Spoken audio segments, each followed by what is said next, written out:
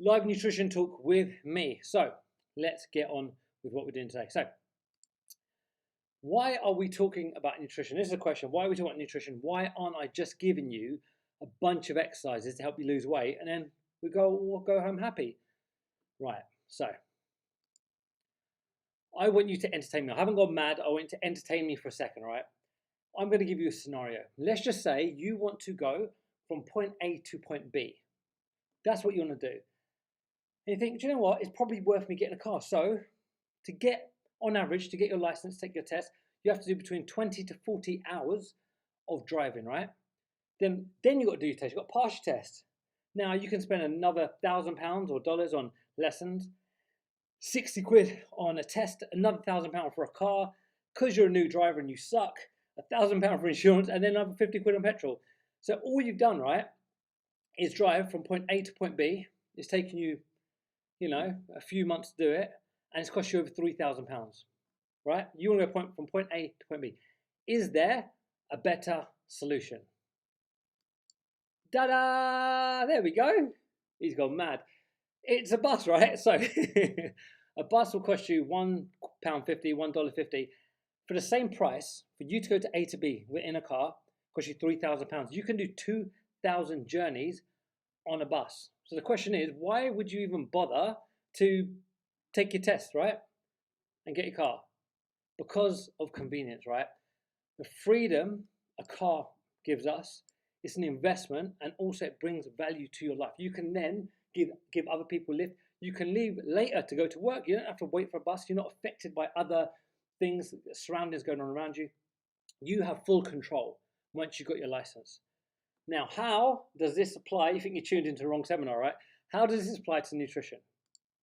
Now, nutrition is this like big mystical thing that no one really knows how it works until you know how it works. Once you learn nutrition, once you learn how this little game works, you have the freedom, you've got flexibility. You can eat what you want when you want. You don't have to waste any more money on supplements, on diet plans, fad diets, listen to other rubbish you've heard on the radio or TV, or when you go out, people trying to sell you stuff. You can regain your confidence. By knowing how nutrition works, you can regain your confidence with the food you're eating, look good in a pair of Speedos, if that's your preference, and the most important thing, eat chocolate. Who's with me? That's what it's about. This is about eating chocolate. So the point is, right, once you learn nutrition, it's like having your driver's license. You have got this for the rest of your life. The rest of your life, you know how nutrition works. There's no more confusion. There's no more fad diets. There's no one saying, oh, Sandra down the road said, oh, this diet works. I lost 10 pounds in 10 days. You're like, grow up. Yeah, it tends to grow up. You can say, I'll teach you about it. But the point is, right, once you learn how to do nutrition, you've got it. You don't have to do it again. And what I want you to do is take the time, right? Imagine you're doing all that effort to drive a car. Once you've got your license, you can go wherever you want. If you took a day, right, with this webinar, if you took a day to work out nutrition, man, the world is your oyster. And you can also eat oysters. So, nutrition equals 80% of your results, which is mad, right? 80% of your results. Let's take that. Let's absorb that information. Some of you know this already, but let's absorb that information. That means when you jump on the scales, exercise only accounts for 1/5 of your results. 80% is from your food. 1/5 is from exercise. Absolute madness. Right. So let's 1 second. Right, there we go. So I'm going to give you another scenario just to get you a little bit of understanding, right? So let's just say you've got a leak. You've got a leak in your kitchen or toilet and there's a burst pipe. Your bathroom is filling up with water. What do you do? What do you do, right? Now, obviously, you want to stop the leak and clean it up. However, what we do as people, we go and look for the best mop to clean up your leak. Bearing in mind, there's still a leak going on. There's water coming out, and we're going, what is the best leak? Matey boy go over here, goes, I'll tell you what, my one does it faster than anyone else. Someone goes, yeah, but mine's cheaper, and you get quicker results. And you're like, sorry guys, have we all gone mad here? There's a leak going on right now. But no, hold on. This one comes with a spinny toppy thing. How about that mop? That is what nutrition is, right? We spend all our time concentrating on exercise. What is the best exercise to lose fat? Zumba, CrossFit, weight training, doing cardio, right? 20%. When we've got a leak going on, our leak is our nutrition. If we fix the leak, our problems are fixed, right? That is the point of this presentation. So let's get into the next bit. Right. Our body is primed to store fat, right? That's what your body does, primed to store fat. Think of your body like a food storage cupboard, right? So when you've got loads of food, you put the dry store in the back of the cupboard for emergencies. Your jammy dodgers, your pasta, whatever your preference is, you put it in the back of the cupboard. You've always got that as a backup fuel. Our body sees fat the same way. Fat on our body, your body doesn't see fat as a bad thing, it sees it as emergency fuel. So in case you turn into Tom Cruise on Castaway and you end up on a desert island, it's got a way to survive. If you're not getting enough calories in, your body can go to your dry food cupboard, open it up, smash a packet of jammy dodgers, and guess what? You're going to survive another day. That's what your body thinks, right? Your body sees fat as emergency fuel. We see it as like, oh, this ugly thing we want to get rid of. Our body sees it as a way to survive when we're not getting enough calories in. The answer is why? So we don't die. Simple answer. Our body stores fat so we don't die. Okay, so now we're getting into the meat and bones of it. All diets are based off of one simple principle. Calories in versus calories out. What that means is the calories we eat to how much we burn when we move. That's it. If you eat at maintenance, maintenance means you eat 2,000 calories and you burn off 2,000 calories, your body will stay exactly as it is, right? You're burning off the same amount you're consuming. Now, a surplus, if you eat more than you're burning off, your body's going to take the extra calories you've eaten, not waste it, it's going to store it in your food storage cupboard. Jammy dodgers, get in that cupboard. That's how your body sees it, right? Then you've got calorie deficit. The thing you might have heard about loads about, right? Calorie deficit. If you eat less calories than your maintenance calories, then you will lose weight. Why? Because your body's still burning 2,000 calories a day. If you eat 1,700 calories, it's still burning 2,000. It has to find the 300 calories from somewhere else. So where does it go? Whoop, whoop, up your waistline, baby. And that, my friend, is called weight loss. I'll see you next week. Obviously, there's more to this presentation. But that's what calorie deficit is, okay? You're eating less calories than how many you're burning off. So your body will take it off your... Did I say that right? I think I said that right. Your body will take it off your body to use for fuel. Now, this is a little chart that I want you to use to get it a bit simpler. Okay. We're going to use 2,000 calories as our maintenance. Each person is different, okay? Each of us has a different maintenance. I will get into how to find out what your maintenance is. But during this presentation, what I want to do is take you from step 1 to step 10. I don't want to jump straight to step 10 because you haven't got the backstory behind it or why anything works, right? So if you do have any questions, whoop whoop in the comments. Whoop whoop. We will get to all the more complex stuff a little bit later on, but let's get the foundations down first. So you've got 2,000 calories is your maintenance. Now, can you see the red zone here? The calorie surplus. If you eat more calories than 2,000, your body will store its fat. If you eat less than 2,000, your body's in a deficit, right? So it has to make up those extra calories and it will use your body to do that. That's it. That is why your diet and not exercise dictates results. Your body chooses whether you put on weight, you maintain your weight, or you lose weight. Simples. Right, so let's break this down. This is where it gets to the fun stuff, all right? This is weight loss simplified. That on the right of your screen is 1 pound of fat. 1 pound of fat. 1 pound of fat is equal to 3,500 calories. There's actually a mathematical equation for it. There's 3,500 calories, right? Now, if we took 3,500 calories away from our weekly consumption, we've lost 1 pound of weight.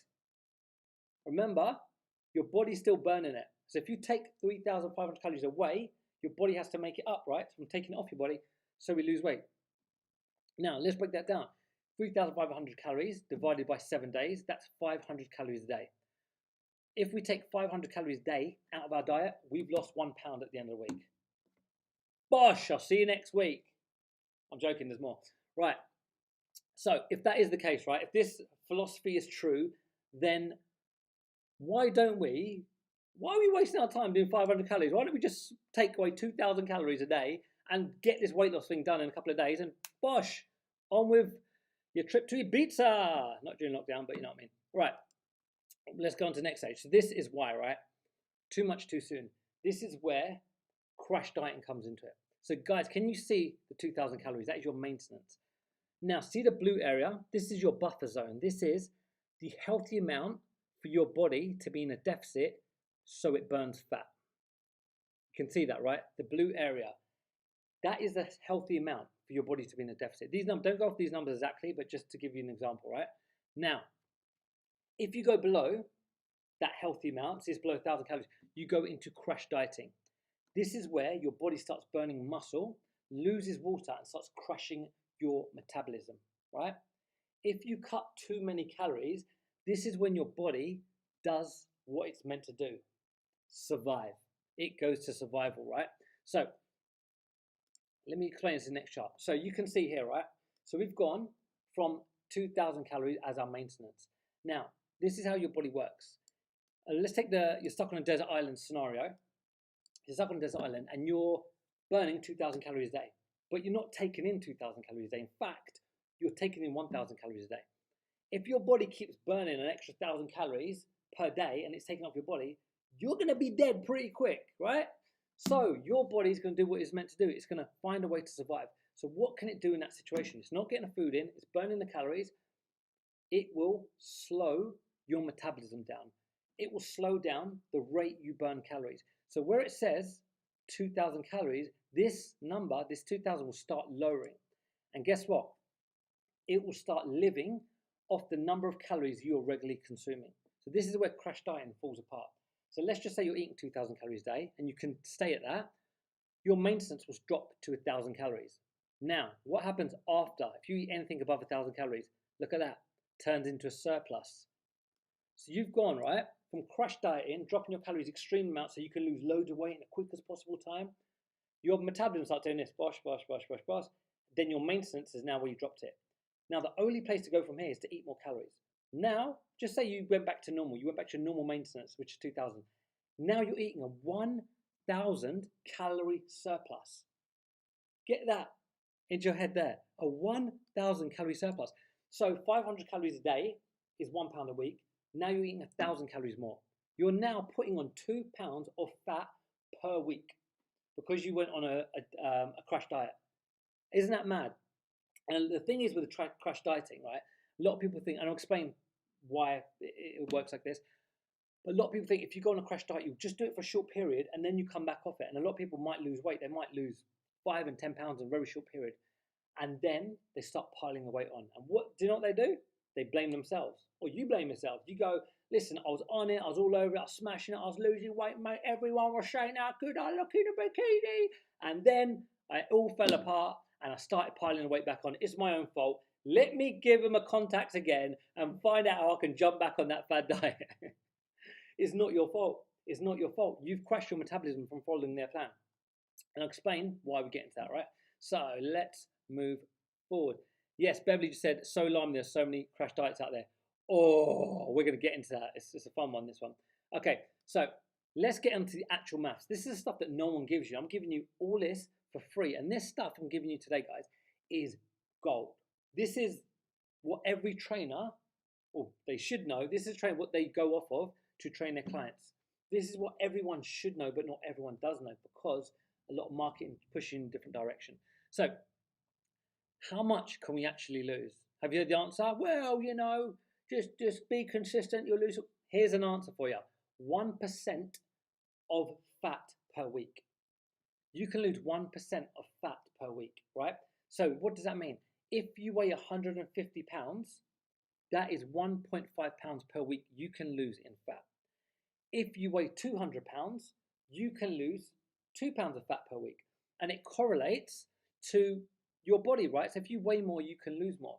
Now, if you lose more than 1%, right? 1% per week, it tends to be water, muscle, and you start crashing metabolism. Water, muscle, you start crashing your metabolism. So you only want to target 1% loss per week. It's like, imagine driving a car, right? And your car goes 150 miles an hour, and you are, and you're driving, you're smashing it, you're trying to get to go faster. It can only go 150. No matter how much you will it, you push it, it hits your max.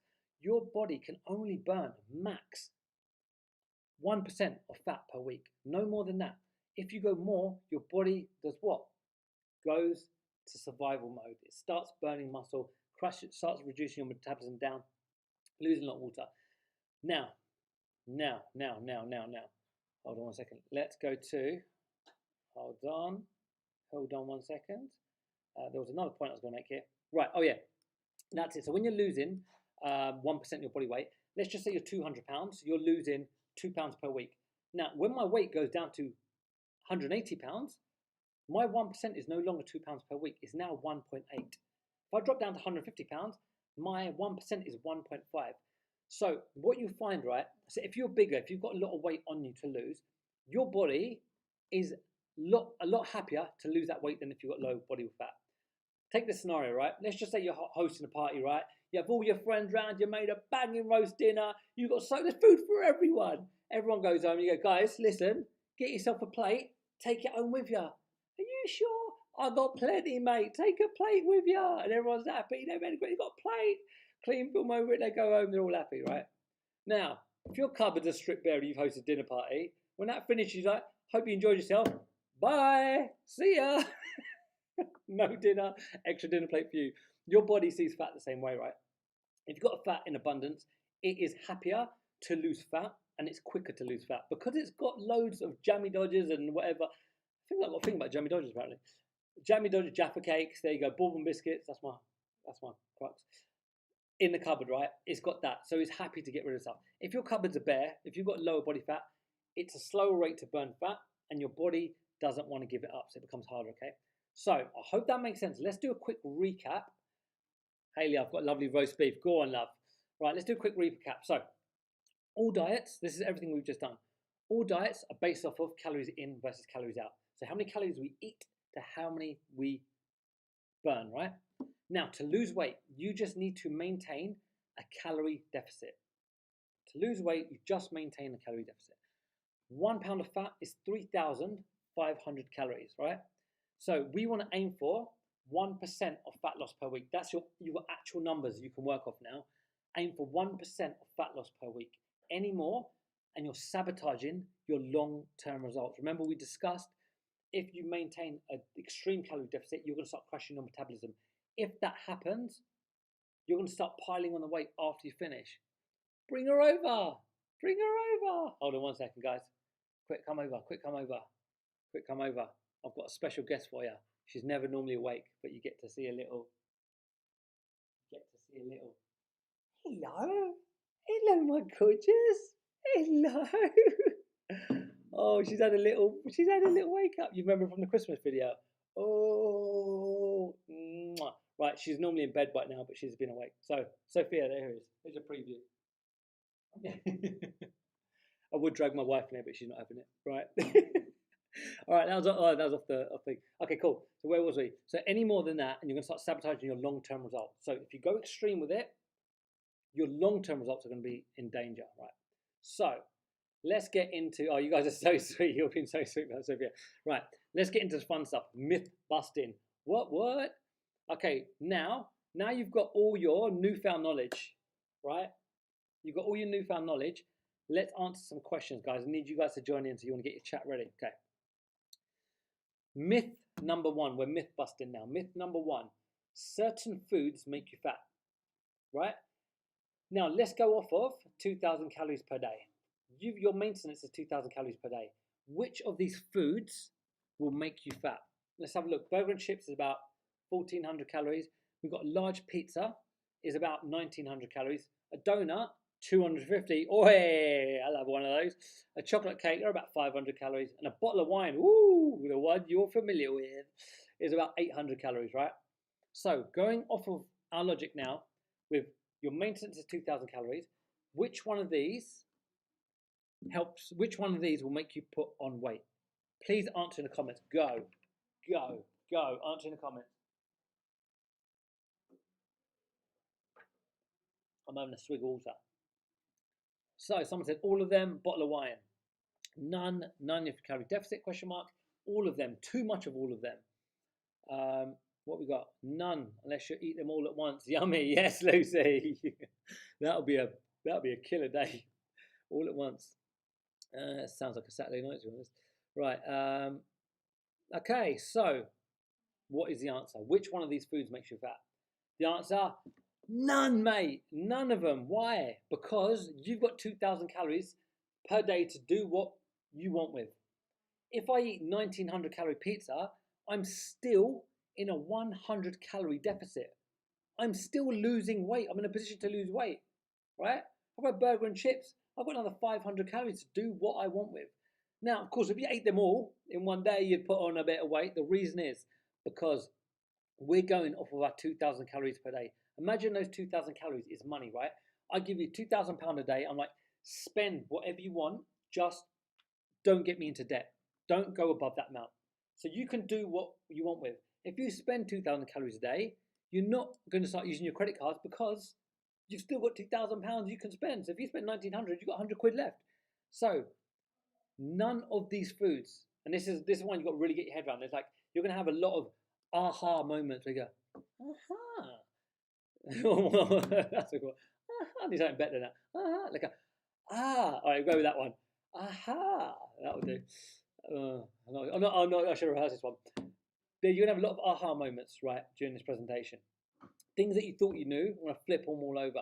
None of these foods make you fat. There isn't a food on this earth that will make you fat, as long as you're in a calorie deficit. If you go over your calories, remember, maintenance, if you go above that, then your body will store its fat. So let's just say I had 1,500 calories and then I ate a pizza. Of course I'm going to put on weight because I'm now eating a calorie surplus. But the point is, it's not the food. The food doesn't make you fat. It's the accumulation of your calories throughout the day. So if I finish my day in a deficit, I'm always going to lose weight. Boom, that's myth number one, done. Next, what we got, son? Okay, here's a fun one. Famous diets that work off of magic. So this is basically diets that you've seen that have the magic juice, right? Oh, does Weight Watchers work? Does Paleo work? Does Keto work? Does Joe Wicks work? Does Slimming World work? Oh, I've got amazing right. You should try this diet. Do these diets work? Asking if a diet works is asking if a banana works. Asking if a diet works is asking if trainers work. I don't know if these trainers work. What do you mean? I don't know. That's what diets are, right? All diets work. If it's a weight loss diet, they all work as long as you're in a calorie deficit. And I'm going to explain exactly how that works, all right? Lena, you're up. Lena's here in Australia. It's like nothing in the morning. Right. Famous diets, Weight Watchers, right? We're going to debunk all these diets now. Weight Watchers. Why does Weight Watchers work? Well, Weight Watchers, what they do, instead of calling them calories, they call them points. So I say to you, you've got 2,000 calories to do what you want with. Weight Watchers says you've got 20 points to do what you want with. I say that pizza is 1,000 calories. Weight Watchers says that pizza is 10 points. That's all it is. They've just made calorie counting simple to understand. They've called them the points. Obviously, those points aren't in correlation to what they're doing. Well, I don't know what they're doing. But the point is, they're just calling calories point, and then you're under a calorie controlled diet. As long as you eat a certain amount of points per day, you will lose weight. I.e., as long as you're in a calorie deficit, you'll lose weight. Weight Watchers, done. Next, we've got paleo diet. Paleo diet is very popular with CrossFitters. It's one of their staple diets. A paleo diet basically just means eating as they would have done 100 odd years ago. So it basically means you're cutting out all the processed food, all your crisps, your Snickers bar, your Jack Dodgers. They're all gone, right? Paleo diet, you're all natural foods that you grow. Processed foods are gone. Now, processed foods are high in calories. You're cutting high calories out your diet. You're then going to more natural foods. Natural foods are lower in calories. If you have a diet where you're getting rid of high calorie foods and you're substituting them for lower calorie foods, you're going to be in a calorie deficit. You're going to lose weight. Paleo, done. Keto is massive at the moment. Everyone's banging on about keto. Now, keto basically, there's different variations of keto, but it's basically cutting out carbohydrates. The three macronutrients, where we're going to get into that in the second half, three macronutrients, but basically keto, we're cutting out 33% of our calories. Most people, carbs is probably about 50%. So you're cutting out a whole macronutrient. Of course you're going to be in a calorie deficit. You're cutting out a whole food group. Now, Joe Wicks is very famous in the UK. You might not be familiar with him if you're overseas, but he's massive in the UK. Joe Wicks basically does Lean in 15. They're 15-minute calorie-controlled recipes. Stick to his recipes. Eat these meals per day. Calorie-controlled meals.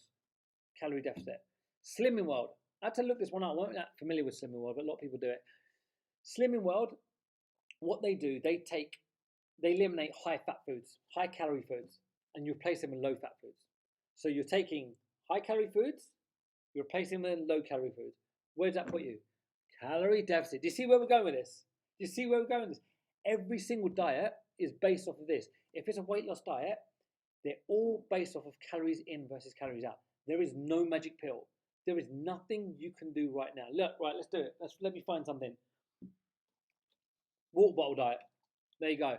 Eat 1,700 calories a day. Knock a water bottle on your head. You will lose weight. He's a millionaire, son. You can do it with anything, right? And the funny thing is, right, I've played around with the macronutrients. I've looked at it and I've said, I wonder if there's something, I'll get into macronutrients, but let's say, all right, what if you just ate protein? Oh, that's called a carnivore diet, all right? What if you cut out fats? It's a low-fat diet. What if you cut out carbohydrates? It's a keto diet. What if you just had high fats and protein? That's also a keto diet. If you had just low calories, that's a low-calorie diet. There is a name for every single thing. What if you just had raw vegetables until 4 o'clock? Raw till 4. It carries on. But it's all a calorie deficit, right? Now, so that's diets done. Do diets work? They all work if you're on a calorie deficit. Okay, here's a fun stuff now. Quick fix diets, right? Quick fix diet. Oh, someone said you're not coming as loud. Just say, hold on, I can fix that, Cherry, by doing this. How's that? I might be, but you might have to lower me a little bit. It's just my volume I've lowered it, okay? Someone said I'm not as loud, so I'll just fix that. Okay. Chloe said, is it a calorie deficit? Is it good for your body? Don't worry, we'll get into that. Remember, we're going from step 1 to step 10. We're not going to go from step 1 to step 8, okay? We need the backstory behind it. Right, let's go through quick fixed diets. Juice cleanse. What is a juice cleanse? You drink, you don't eat them. You drink low-calorie juices, right, for 5 days or whatever, how many days they specify. They're usually about 500 calories. You're going into an extreme calorie deficit, right? Extreme calorie deficit. If you're drinking now 500 calories a day instead of 2,000, guess where you land into? Crash dieting, right? What happens? You lose water, you lose muscle, you start crashing your metabolism. Now, when you go back to eating normally after you come off this, guess what? You put on the pounds, baby. Right, all right, let's go. Weight loss teas. I mean, come on, weight loss teas, and absolutely they crack me up. Weight loss teas, right? You got to look at the small print. Weight loss teas, right? Drink these teas, you will burn fat, as long as you're in a calorie controlled diet. Imagine that. As long as you're in a calorie controlled diet, drink these teas, you'll lose weight. Knock this on your head, calorie controlled diet, you lose weight. I'm going to go head to head with teas, right? It's a load of crap. Right, Herbalife. Herbalife, oh my God, they won't stop contacting me. Herbalife, basically you're replacing meals with shakes. You're drinking calorie controlled shakes instead of food, right? That's how you create your deficit. Crash dieting, they fall into. Low calorie crash diets, of course, we spoke about that if you're going on like 1,000 calories a day. Cabbage soup diet, what? For 5 days you drink, what? One second. I had to just tell my wife to close the door because the baby's going nuts. Dad life, baby. What? Right. So cabbage soup diet. You have cabbage soup every day for like, I don't know how many days. And that's it. That's your life. Cabbage soup diet. Be miserable for a few days. Lose 10 pounds in water. Put all your weight back on plus some. Right. Let's get to extreme weight loss. Now, bearing in mind, these are all designed to stop you from eating as much food as you're eating. You cannot be trusted to eat you can't be trusted to eat a controlled diet. You're eating too much. So where can we go from here? Let's get extreme. This is fun now. Surgery, gastric bypass surgery. You're eating too much food. So what I'm going to do, I'm going to cut your stomach in half. I'm going to staple it, chuck away that half. Now you've got a smaller stomach, so you get full quicker because you are eating too much food. You keep putting too much food into your mouth. I'm going to staple your stomach and cut half it off. Sink that in. That is a real thing that people do. Sleeping Beauty diet. Sleeping Beauty diet. You take sedatives.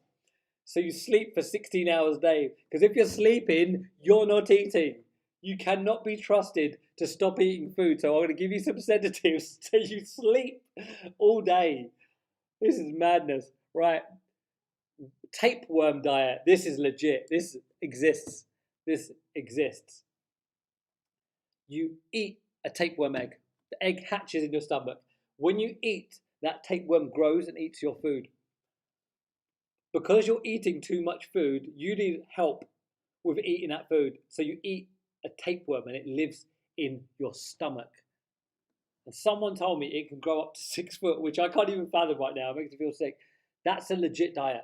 That exists. There's one I didn't put on there. It's called a something balloon diet.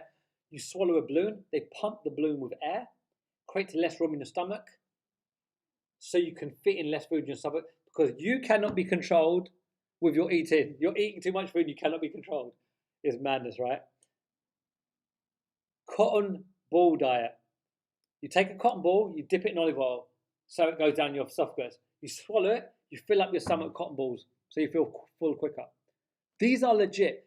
I just want you to take a moment and comprehend the madness that is going on in the fitness world. This is the madness. All you need to do is eat a calorie controlled diet. All you need to do is eat your calories at maintenance, and you will not put on an ounce of fat. You won't put an ounce of weight if you have a calorie controlled diet.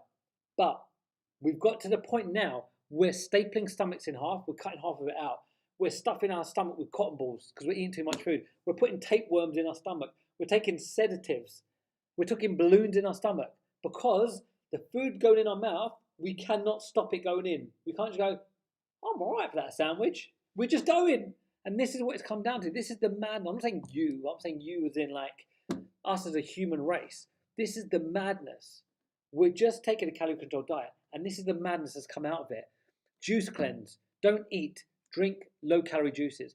Weight loss teas. Drink tea alongside a controlled diet. Herbalife. Don't eat food. Drink shakes. Low crash diets. Cut out half your food. Cabbage soup diet. Don't eat food. Just drink this soup. That is, Sheila says, how do you poop out cotton balls? I have no idea. But imagine you had a nice little knitted vest out of it. That'd be amazing. Right, you've got number myth. So hold on, let's just go back to that. We've covered foods make you fat. No food makes you fat. We've covered all diets work, right? There's no magic pill. They're all calorie controlled diets, just different methods. And the reason there's so many different diets, the reason so many people on so many different bandwagons is because people absorb information differently, right? Some of you may be like, yeah, cool, this all makes sense to me. Some people might be like, I don't get it. That's fine. We absorb information differently. I don't like reading text. I like visual. So a lot of stuff I do is videos because I like visual, that I understand things better.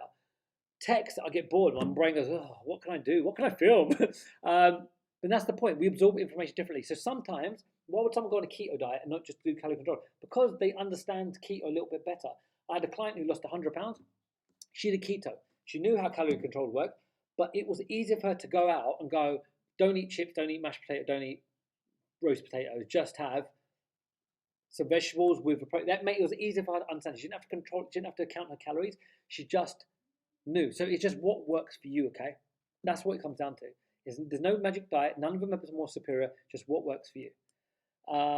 You've got, okay, we've done this. The quick fixes. Exercises that make you lose fat. Now, look, we've got walking, 300 calories. We've got hula hoop. 400, I was laughing at hula hoop. I say 430 calories. We've got, these are all 1 hour workouts. So you can, a bicycle, 600 calories. Aerobic exercise, swimming, jogging, jumping rope. Boxing is at the top of the list with 800 calories. Which one of these exercises, write your comments now, which one of these exercises will make you lose fat? Which one of these, let me word it differently, which one of these exercises burns fat? You've got boxing, 800 calories. You've got aerobic exercise. You've got cycling. You've got hula hooping. Woo, hula hooping. I love the fact just for an hour. I just can't imagine hula hooping for an hour. It just cracks me up. Right. Which one? Someone says none. All of them. Kathy, concentrate, love. We'll get all to that. All of them. None of them.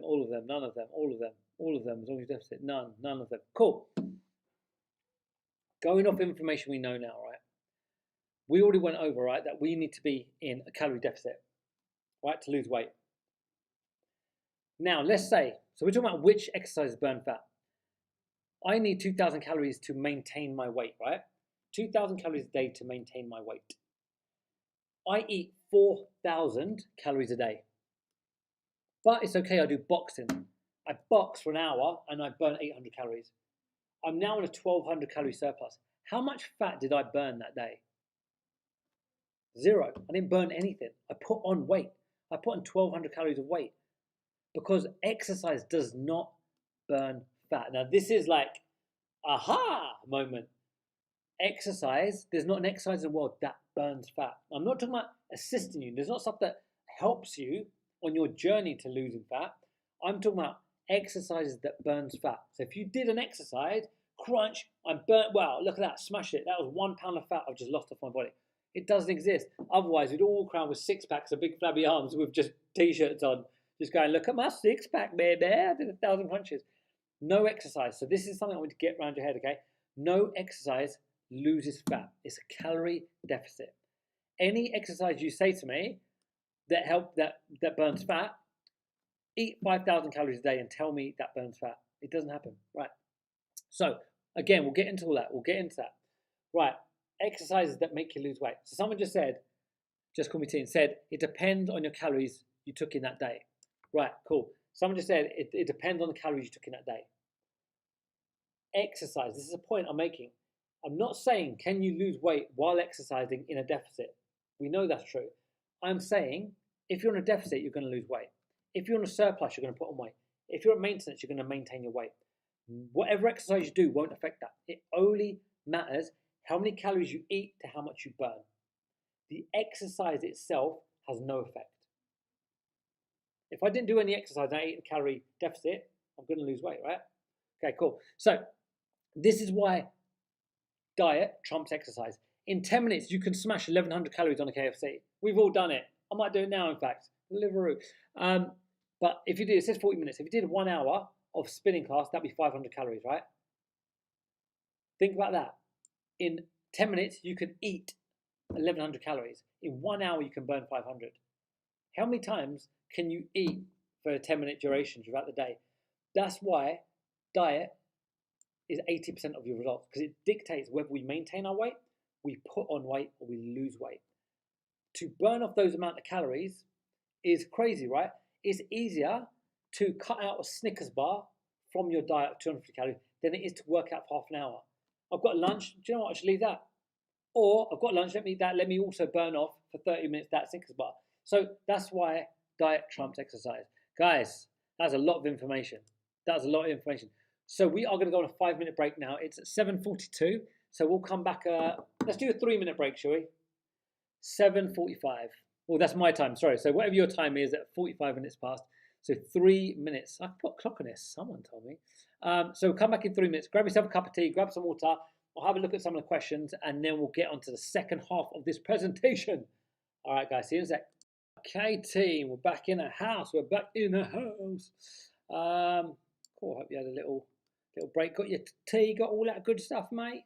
Okay, cool. So that was the first half. There's a lot to absorb in the first half. I want to put a little break in it just so you had a chance to absorb, take a little breather, and then we'll get into the second half. Now, with this presentation, if you don't absorb all this information at once, there will be a replay. Go back and recap, okay? Everything I'm giving you now is absolute gold, right? This stuff is absolute gold. You've got this for the rest of your life. This is your Rick Buller license to nutrition, right? So you've got this.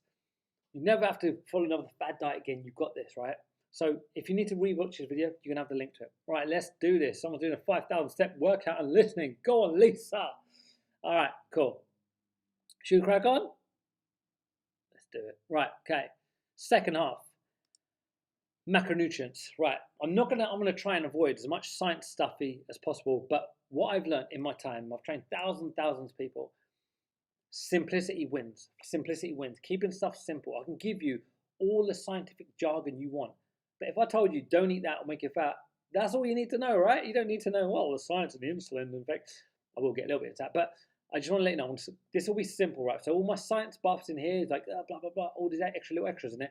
We don't need to be that complicated. We don't need to know how a car engine works. All we need to know is take it to a service, it runs fine. Right, let's get into our macronutrients. Now, all food is split into three categories, okay? You've got your proteins, you've got your carbs, and your fats. Your proteins help you build muscle. Your carbohydrates are your energy food. This is your rocket fuel. Fats help transport vitamins and minerals, and they help with your hormonal balance. Now, the important thing to know is 1 gram of protein is 4 calories.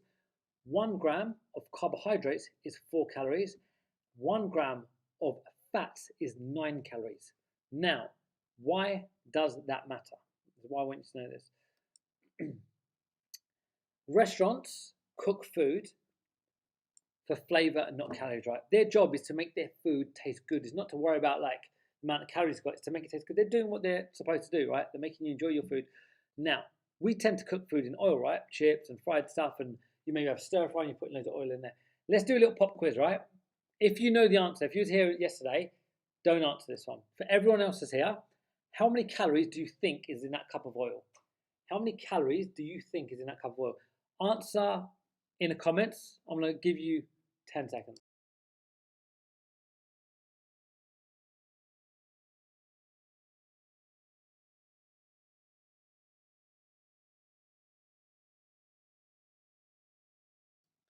All right, what are we saying? That should tell in a second. Dun, dun, dun, dun, dun. Someone said 140, someone said 1,000, one said 100, 1,600 calories. Okay, 150 calories, 100, 500 calories. Cool. Bazillion, that's closer. 600, okay, cool. 250, 300, cool. All right. In that cup of oil, there's 2,100 calories. Just take that in.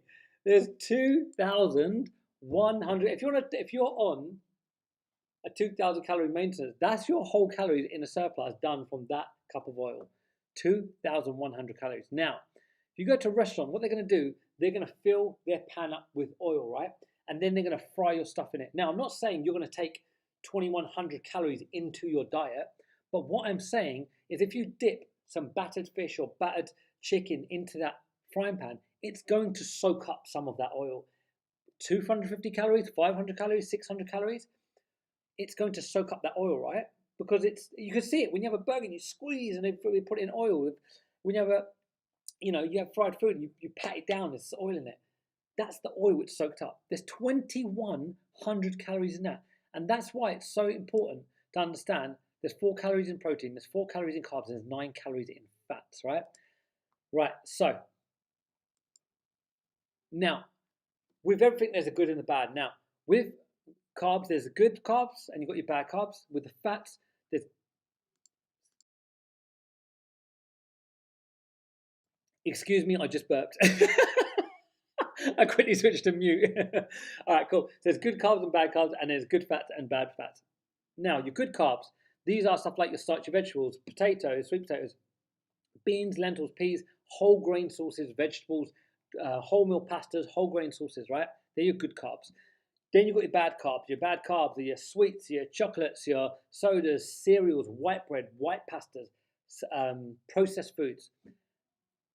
Then we've got good fats. Good fats, stuff like avocado, walnuts, almonds, olive oil, salmon, fatty fish. These are all good sources of fat. Bad sources of fats are like your hydrogenated fats. So these come from like sunflower oil and basically all fast foods. All fast food contain bad fats. Now, of all the foods, there's only one item that your body cannot handle. It can handle, if you give it a hungover McDonald's meal and you've had a gin and tonic the night before, your body can deal with it. The one thing it cannot deal with is trans fats. Trans fats is a man-made fat. As an example, like McDonald's, for example, they use trans fats in their burgers, right? To make it last. So if you took a burger bun and you left it on your table for a year, in 1 year's time, this is fact, by the way, there's a video on YouTube about this. In 1 year's time, it looks exactly the same. If you took natural food and took a bread there, that would have all kinds of fungus on it in a week, right? And that's what trans fats are. Trans fats are designed to preserve food for longer. However, your body cannot handle it, okay? This will lead to a heart attack and a stroke. So that's one thing that you want to cut out completely, like a no-go. Just try and cut out trans fats completely. All the other stuff your body can deal with. Now, so we've discussed, right, eating in a calorie deficit. So you want to lose weight, so you're eating a calorie deficit. So why does bad carbs and bad carbs matter? If you want to lose weight, why not just now have a McDonald's diet and live in a calorie deficit and you're going to lose weight? Because a diet high in bad carbohydrates, so these are your fast processing carbs, your sugars and your bread, white bread and white pastas and sweets and stuff, this can lead to heart disease, diabetes and obesity, okay? So basically the idea is if you eat crap, it's going to do crap things on your body, right? Now bad fats, if you have a diet high in bad fats, it's going to lead to high cholesterol, clogged arteries, heart disease, and this will lead to a stroke, okay? So that is why we've got calories in versus calories out. We've got a deficit. But now we're talking about which foods we want to stick to and avoid. All of these foods you can have in your diet and your body can live a long, healthy lifestyle. You can have a McDonald's on a Monday, you'll be fine. You can have a KFC the week after. You can have a pizza, you can have chocolate, crisps, sweets, whatever you want. You can have this in your diet and your body will be absolutely fine. But if your diet is mainly based on these foods, then that's going to lead to bad health issues, right? So let's get into the next part. Now, this one I want to get to, this is only a bit of scientific stuff I want to give you. It's not that scientific, but it's a little bit of science. So what is the effect of sugar on our diet? Now, when I say sugar, this also applies to your processed foods, your bad carbs, right? So it's your white bread, your white pasta, your cereals, sweets, chocolates, all that good stuff, right? Now, that green area here, that is our blood sugar levels, right? Now, when we have sugar, our blood sugar levels spike. Makes sense, right? We have sugar, sugar levels go up. Now, our body does what it needs to do, and it releases some hormones, releases hormones to bring your blood sugar levels back down to normal. So imagine this, right? Those hormones are called insulin. So your body takes in the sugar. Everyone's there going, oh, what are you saying? Sugar's living a better dream. Your body goes, all right, the party's over. Bouncers, get in there. Insulin goes, guys, all right, we've had enough on your bike. They're like, all right, calm down, we're going. Place empties. That's the job of insulin, right? Isn't bad. It's a good thing, right? Your blood sugar levels go up. Your body releases insulin. It brings them back down, right? However, when you have a roller coaster like this, you have a spike of sugar like this. When it spikes, it will crash. When it crashes, that is when we feel flat. We feel whacked. We are craving sugar. We're craving sweets. We're craving chocolates. That is when, okay?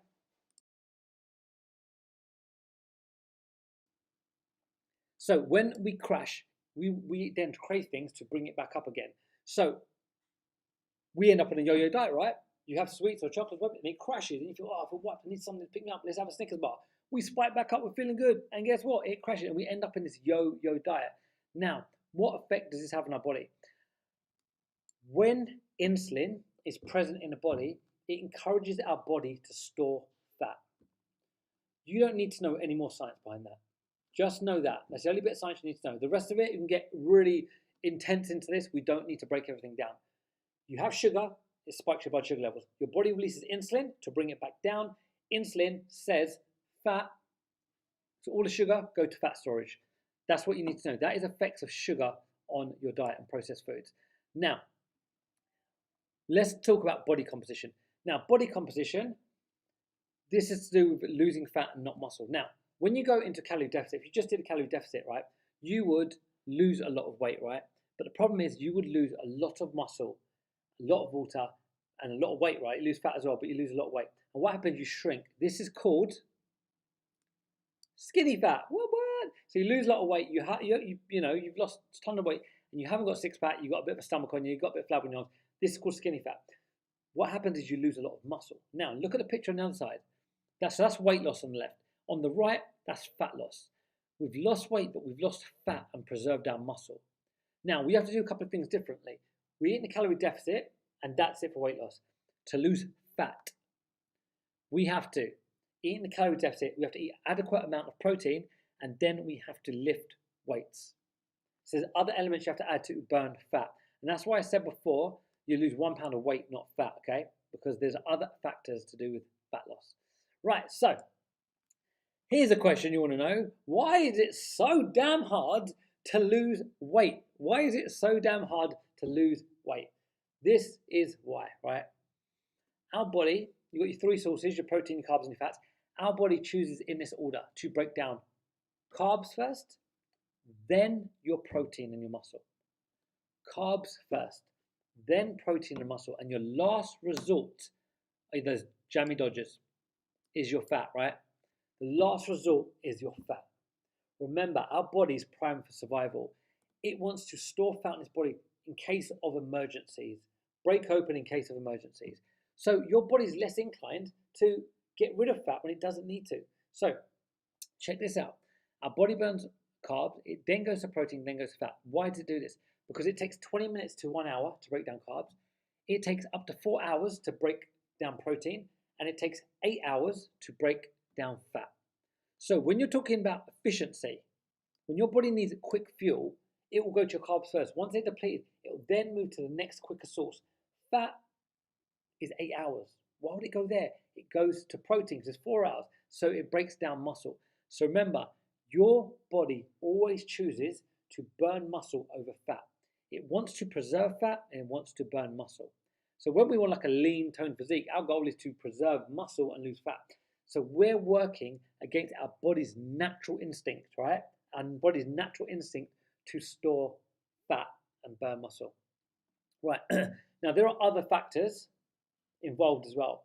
As you get older, it becomes harder to lose weight. So guys over 30, I'm 36, so every year over 30, your testosterone drops down by another %, right?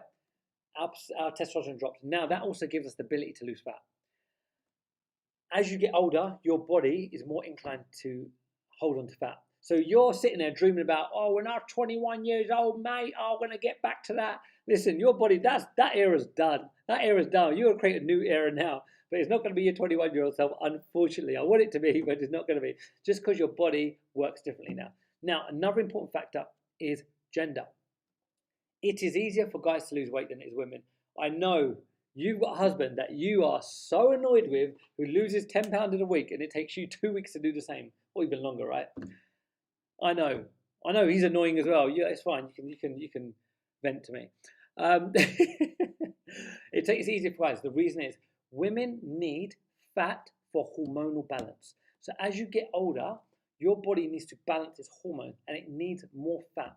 So for your health, your body needs to store fat.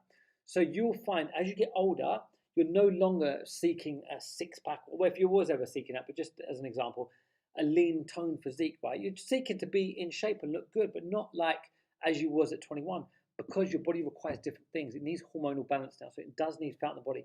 So you will find it is much harder to lose fat when you get older than it was back in the day. So forget back in the day, that era is done. We're moving on to a new era now.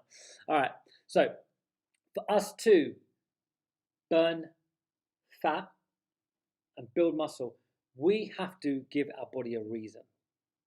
What is that reason? So there's three things. One, we have to be eating the calorie deficit. We discussed that. You have to be eating less calories than you burn off. Otherwise, your body won't use your body for fuel, right? It'll just take it from your food. The second is strength training. You need to add strength training into your workouts. Now, this isn't like a young man's game. It's actually more important. The older you get, the more strength training you have. The reason is strength training increases bone density. So if you don't have good bone density, you lead to things like osteoporosis and arthritis and things like that, okay? So as we get older, it's so important to include some form of strength training, resistance training in our workouts, because it will help our joints, it will help our muscle, it will help our bones. It's really, really important to do training. It doesn't have to be racking up a bar on your back and doing squats. This can be doing resistance band stuff. This can be doing body weight squats or just assisted squat, doing something that causes your body to use the muscle. Right? So what we're doing with strength training, we're telling our body, look, it's burnt for its carbs, it's walking around going, all right, who we got coming up next? Protein sitting there going, oh, this is awkward. Common protein, you're not going, no, sorry, I'm doing squats over here. You can't use this muscle. I'm using it to support this exercise. So what you're doing, you're telling your body, You need this muscle to support the activity you're doing. So your body then goes, where else do I go? Fat's in the corner, eat the jammy Josh. You're going, what? Your body goes, all right, you come in with me. And that's how it works, okay? So we have to give our body a reason to burn fat. So we have to use and activate the muscle so our body doesn't burn it, right?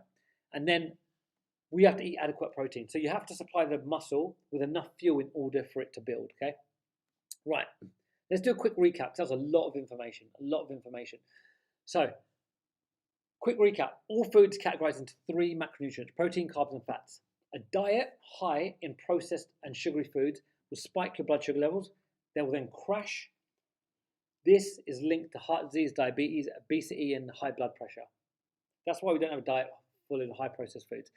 Now, our body always chooses to burn muscle over fat, always.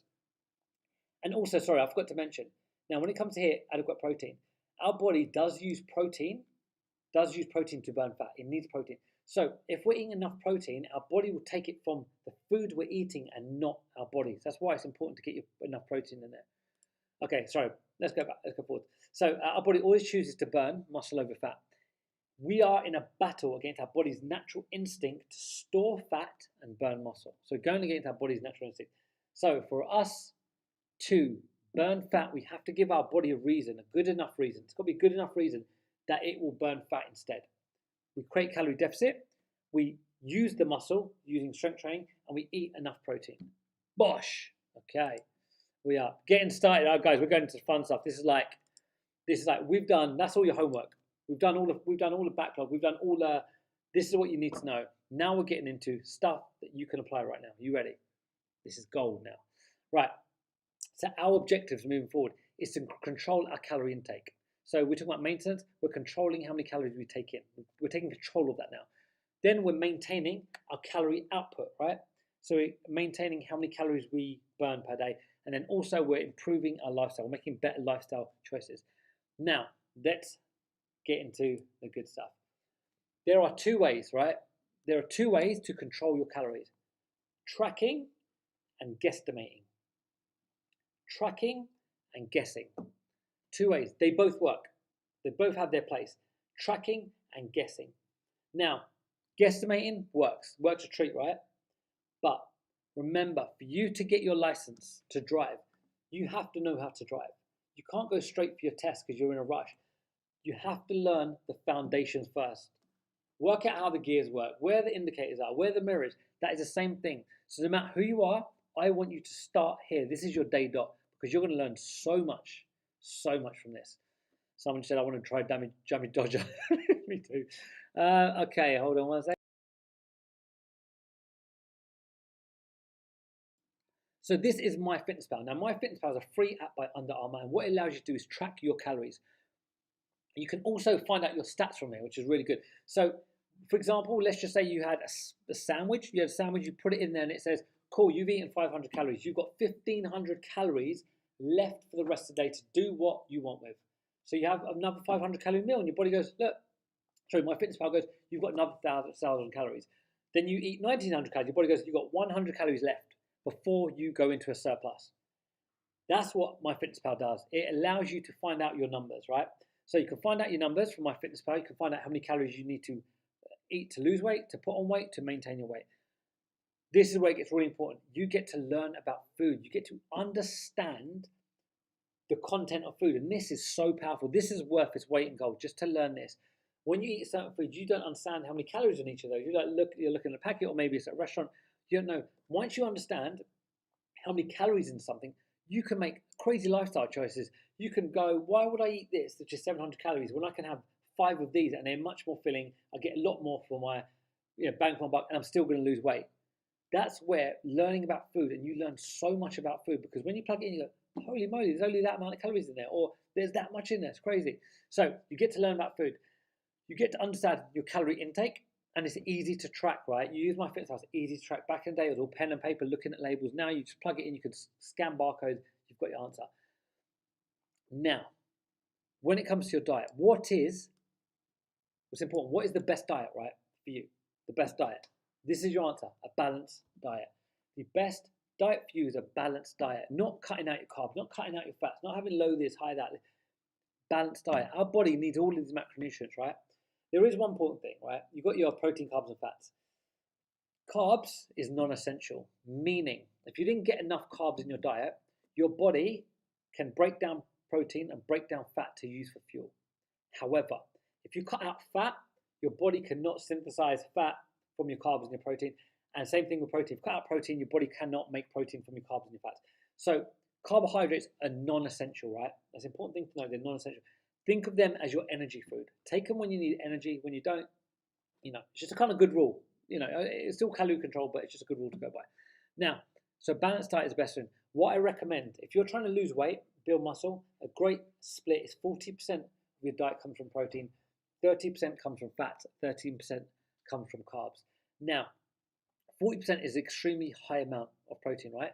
But we're training for a goal. If you're just living a normal lifestyle and you're not exercising, then the government recommends 15% per day. But we're training for a goal. If you're doing 100 meters, you're training your body to run 100 meters at the best time. We're training our body to burn fat and build muscle. So 40% of protein is how much we need. Now, what I'm going to give you a tip with this, because I didn't mention this in yesterday's presentation. A few people were asking, I thought, right, I'm putting it in today's one. Now, so what happens with MyFitnessPal? You go into there and you say on it, I weigh 200 pounds. I want to get to 180 pounds. Now, what you're going to do on there, you're going to take your 1%. So I weigh 200 pounds, for example. That's 2 pounds to me. So I can go to my, how much do I want to lose? 2 pounds. If your 1% is 1.5 pounds, select 1.5 pounds. If you select 2 pounds, you're crash dieting. So go off of what your 1% is, right? So it might be in kg for you, right? But you select your weight, your target weight, and how much you want to lose per week. Then it asks your activity level. This is important. This is a good rule.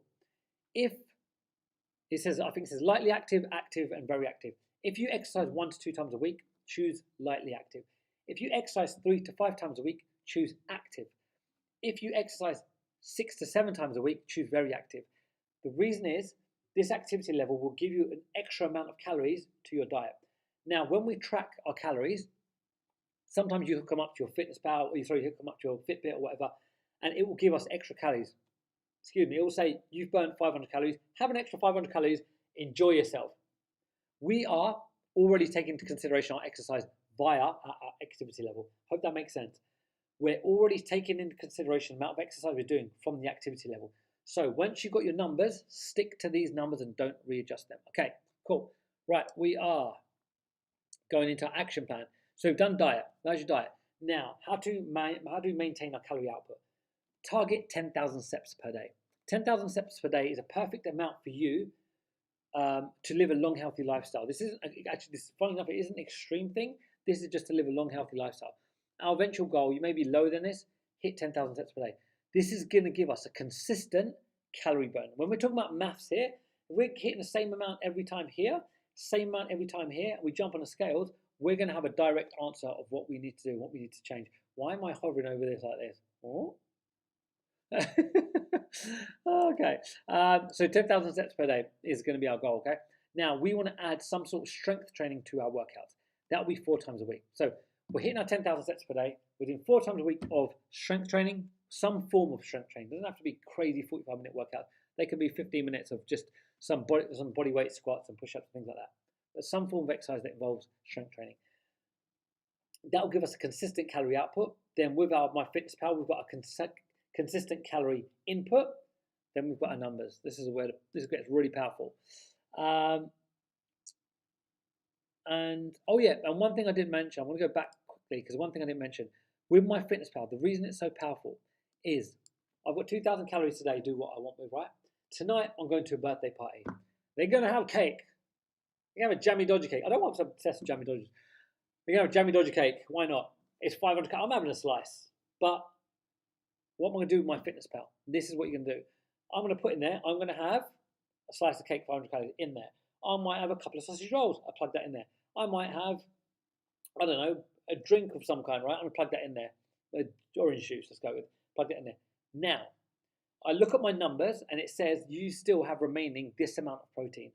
I'm going to spend the rest of my day before I get to the party hitting that goal. Right?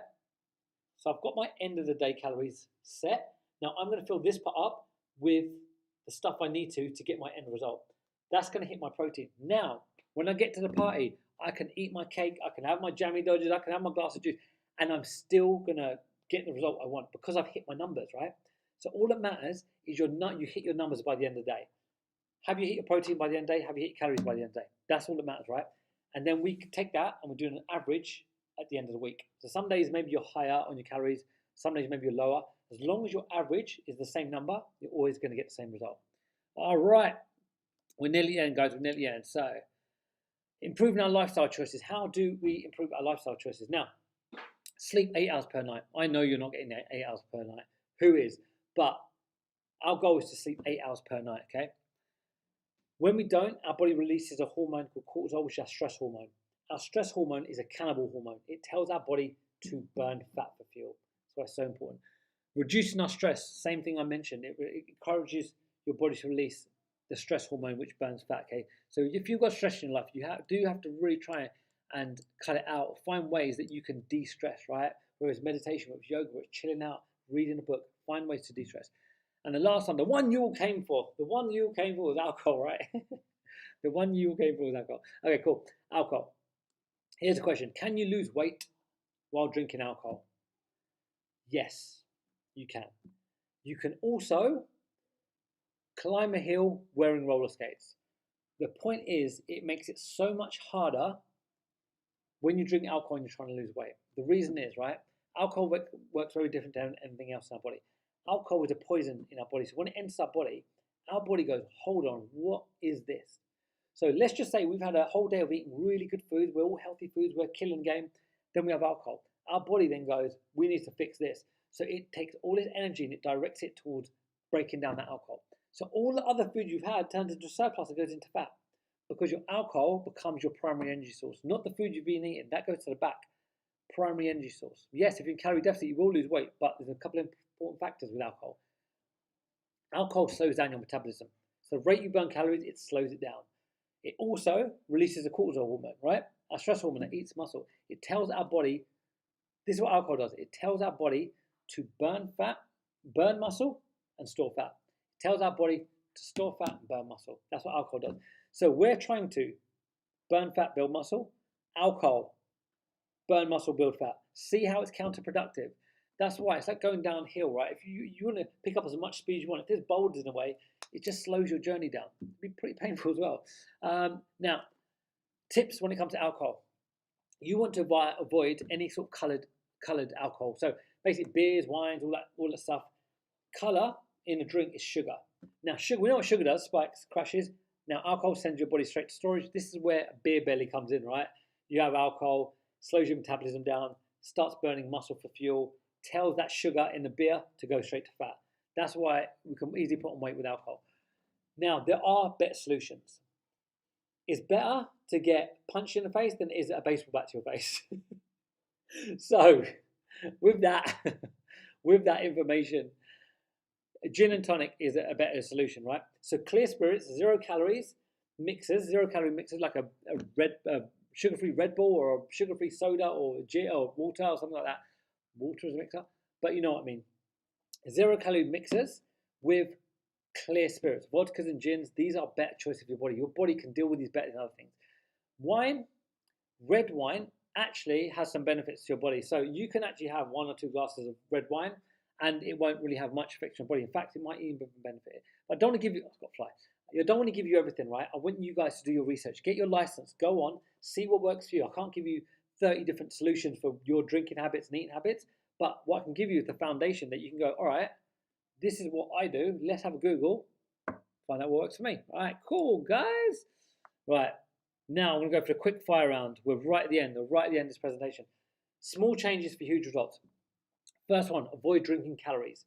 Drinking calories is the easiest way for you to consume calories without you realizing, right? So a Frappuccino is 600 calories. You can drink a Frappuccino alongside a sandwich. 600 calories extra.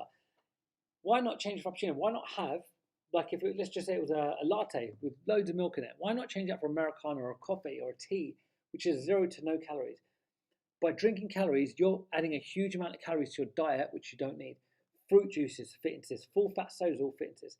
Now, diet drinks are okay, right? A lot of people got some beef with like sweetness and stuff like that.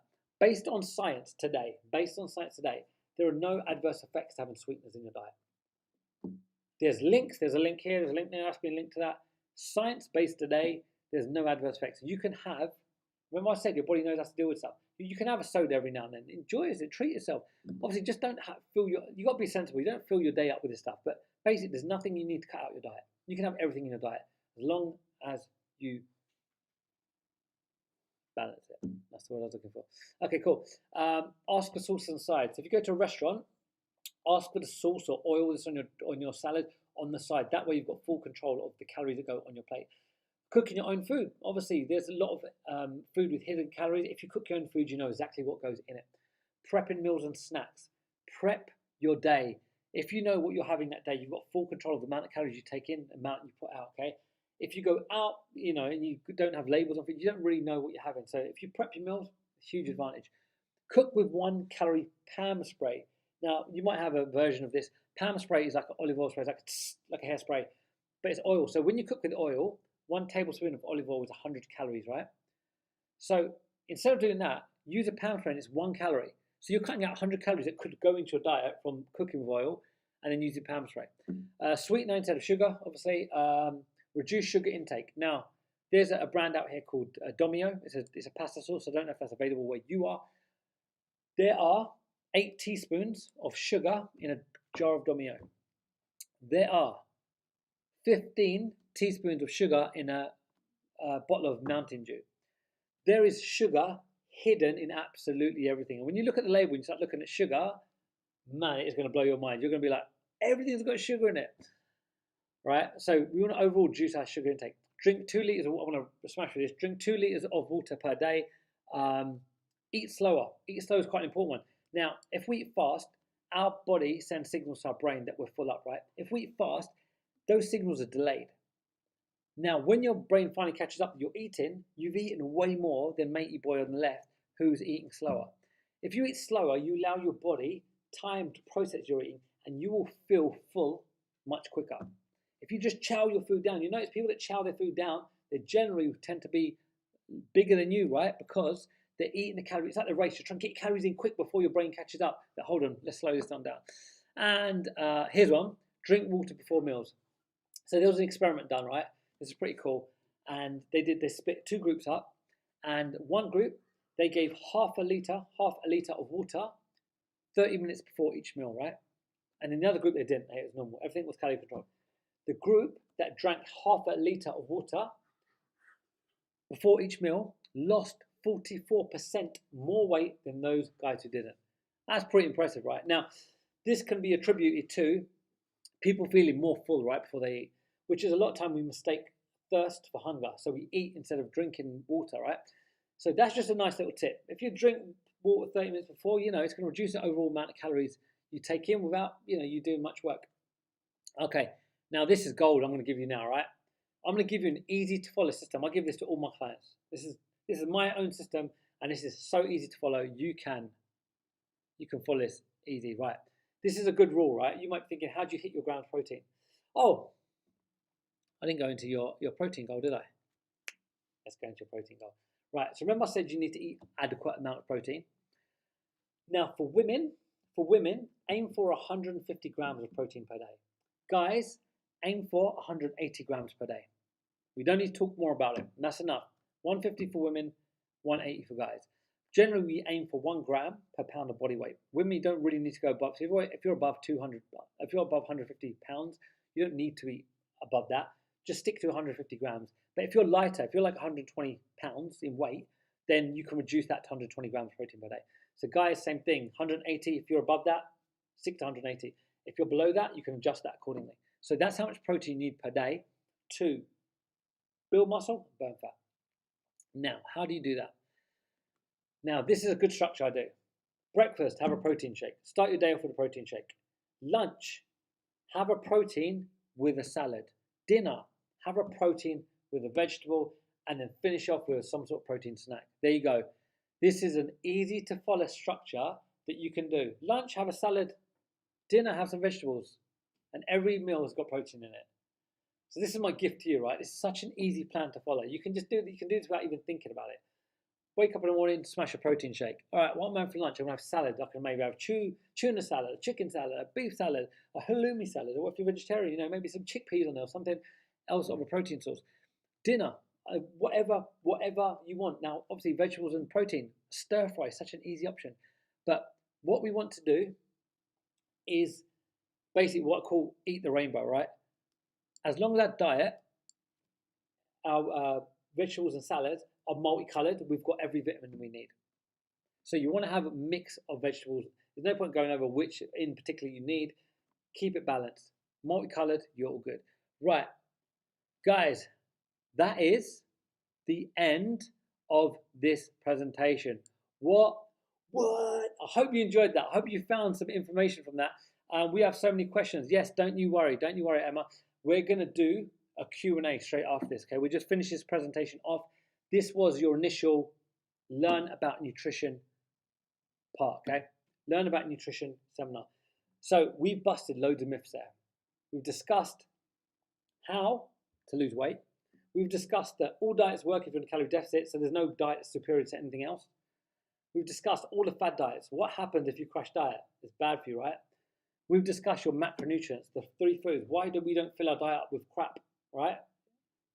Cool. We've discussed how to burn fat and not just lose weight. You include strength training, you add your protein in here.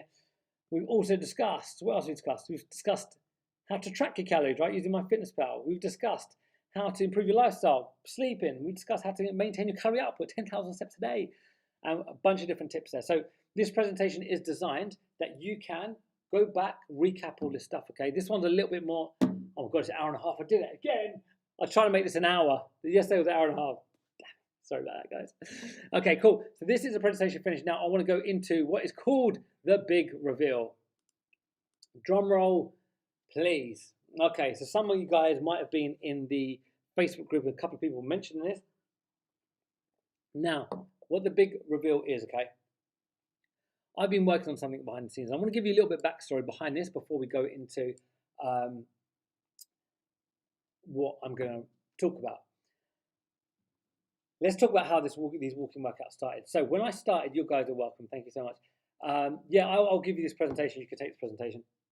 Now, how this walking workout started, right? I was training my client, and we was discussing that she needs to hit 10,000 steps per day to maintain, a consistent calorie output, healthy heart, and all that stuff. Every time I went to train her, she was hitting 3,000 steps a day, and maybe 3,500 steps. I was like, well, let's work out how you can do it, right? So I was like, why don't we wake up in the morning, go for a walk around the block, just start your day off. Then you got dog. We can take a dog for a walk in the evening, so we increase our. So we're discussing options, right? I went around the house one day, and she did 7,000 steps by 8 a.m.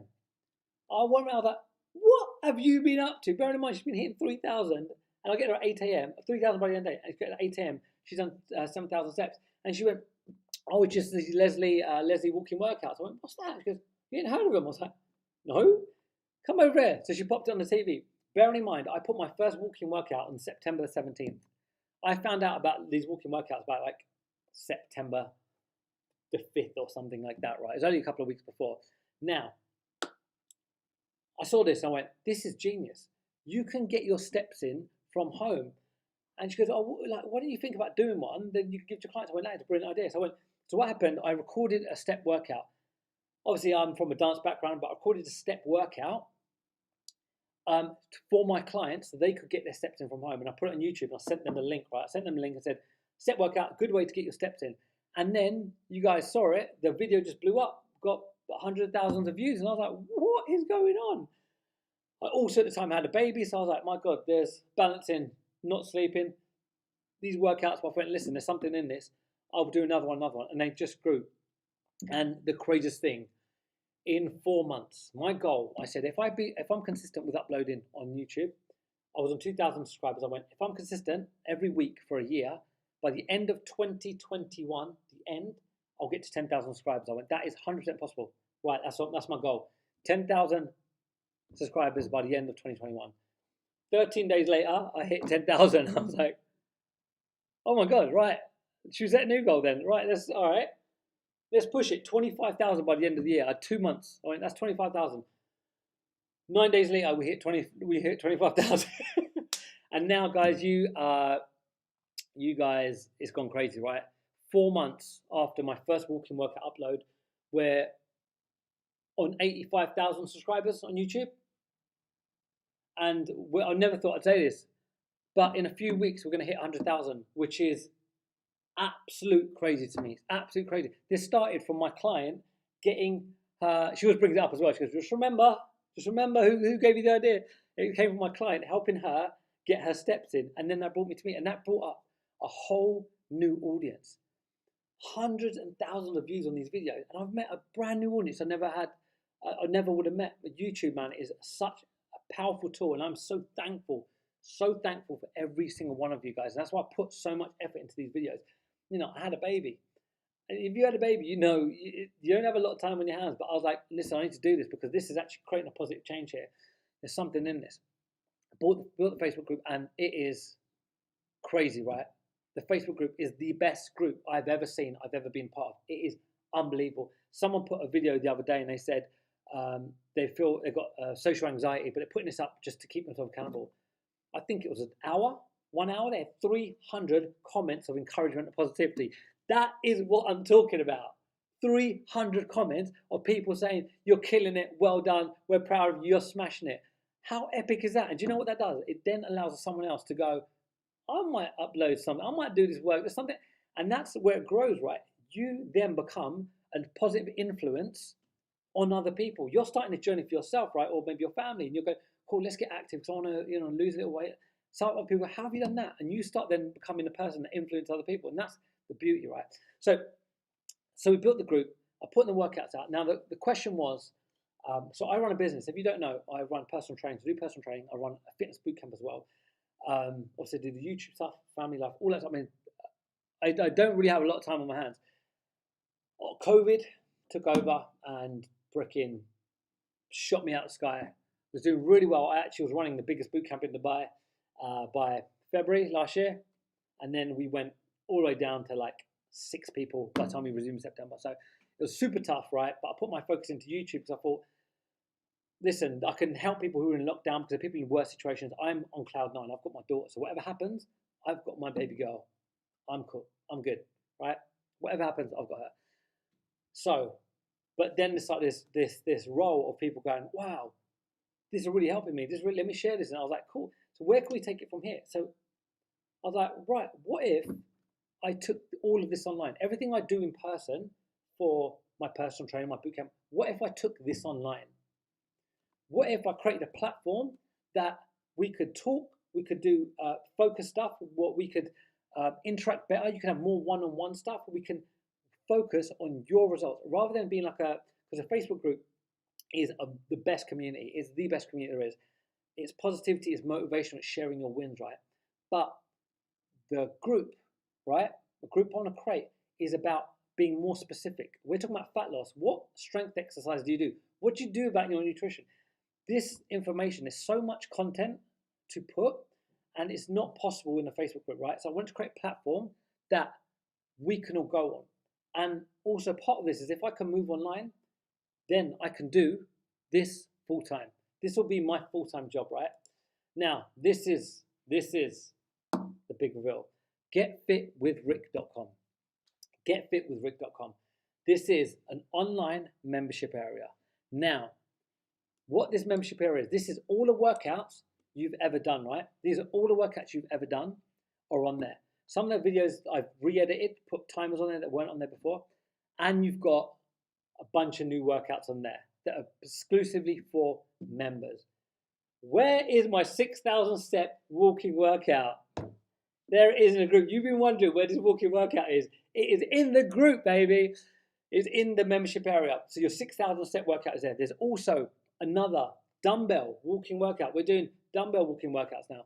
I've got 2 other workouts going to be uploaded in the next week or so, which are interval walking workouts. These are interval walking. These are different. I've got came up with the concept of I did like a couch to 5K where you learn from not running to running. I thought we could put this into walking workouts and create a system where it's low impact, high intensity workouts, but we're just walking. That's going to be on there. So let's talk about what this membership area is. Hold on one second. I lost my damn presentation. It's gone. It's gone. Right, I'm going to quickly skip through all this. Hold on a second. So let's talk about what the membership area is. So you've got your workouts, your walking workouts. You've got your brand new walking workouts, right? Your brand new walking workouts, and they're going to be updated all the time. There it is. Those walking workouts are going to be updated all the time. Then you've got your private Facebook community. This is more one-on-one time. We're going to concentrate on your results. This is what we're going to focus on in there. And that group is going to dictate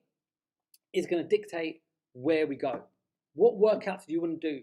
Where do you want the group to go? Do you want to focus more on strength training? Do you want to focus more on weight loss? Do you want to focus more on mental health? Do you want to work on, like, whatever you want?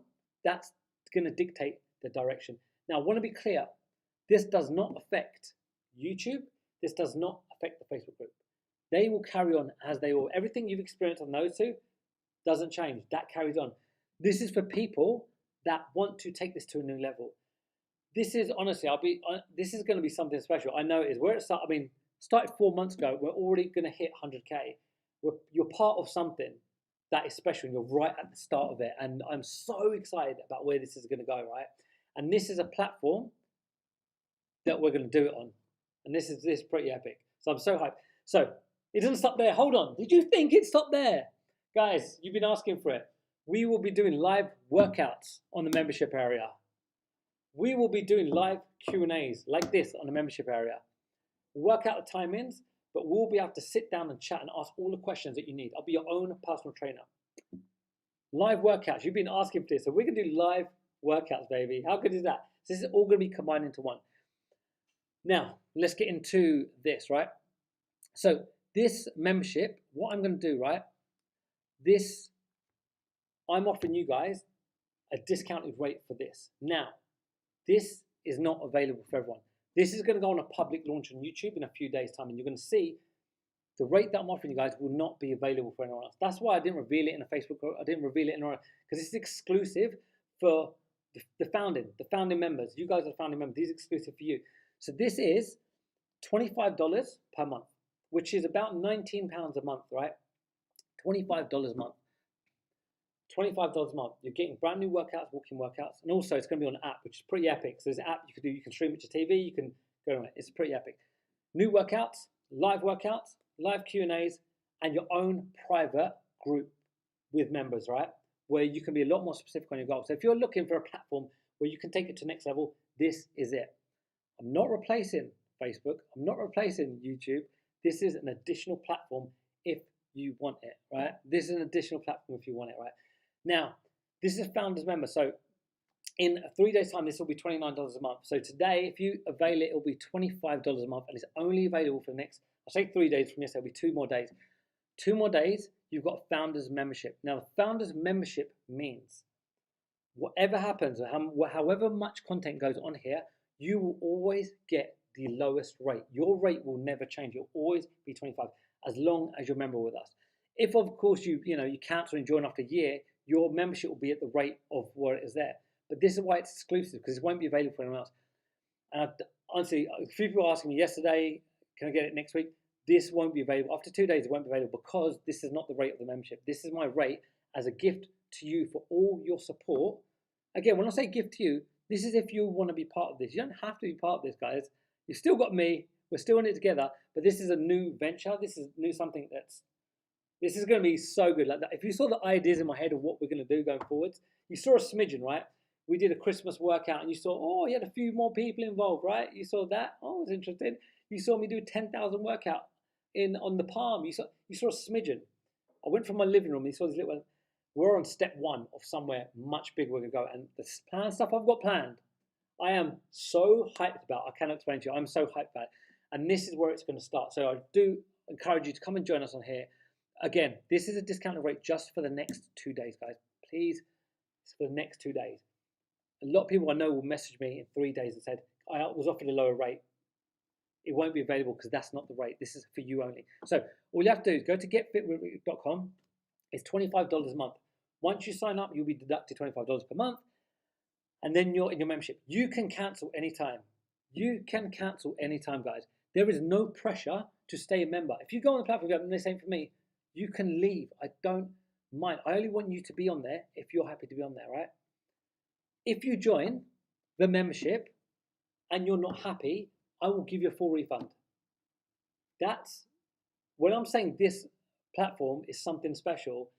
You're not gonna believe it. That $25 is gonna be an absolute steal for what you're gonna get. When you think about all the gym memberships you had, all the weight loss supplements, all the diets you've done in your life, how much you've spent. $25, a few cups of coffee from Starbucks for something you do every single day. It's gonna be epic, and the content we're gonna put out is gonna be epic. So let me explain what's gonna happen with YouTube. So guys who are asking, with YouTube we'll still be uploading content, but what will happen on there was I will upload consistent with a 2,000 step workout, 2,500 step workout. They will still be consistent on there. So you can still do those. You've got full access to those. The longer ones, the 5,000, 10,000 steps, they'll go on there. Same as a disco workout, right? They'll go on there. The 6,000 step disco workout is the best workout I've ever done. It is so much fun. You've got a smidgen, right? And the only reason it was that long was because I was having such a good time. I went, I just want to put another. It was only meant to be like even shorter than that. But I wanted to put it up there because it's so much fun. And that video, I think we've got 250,000 views in 2 weeks from that video. It's been crazy growth, so the 6,000 step there, and that 6,000 is also turning into a 10,000 step workout. Next month you're also getting, or not next month, but telling you what's coming up, Accumulator 2, the second 10,000 accumulate workout.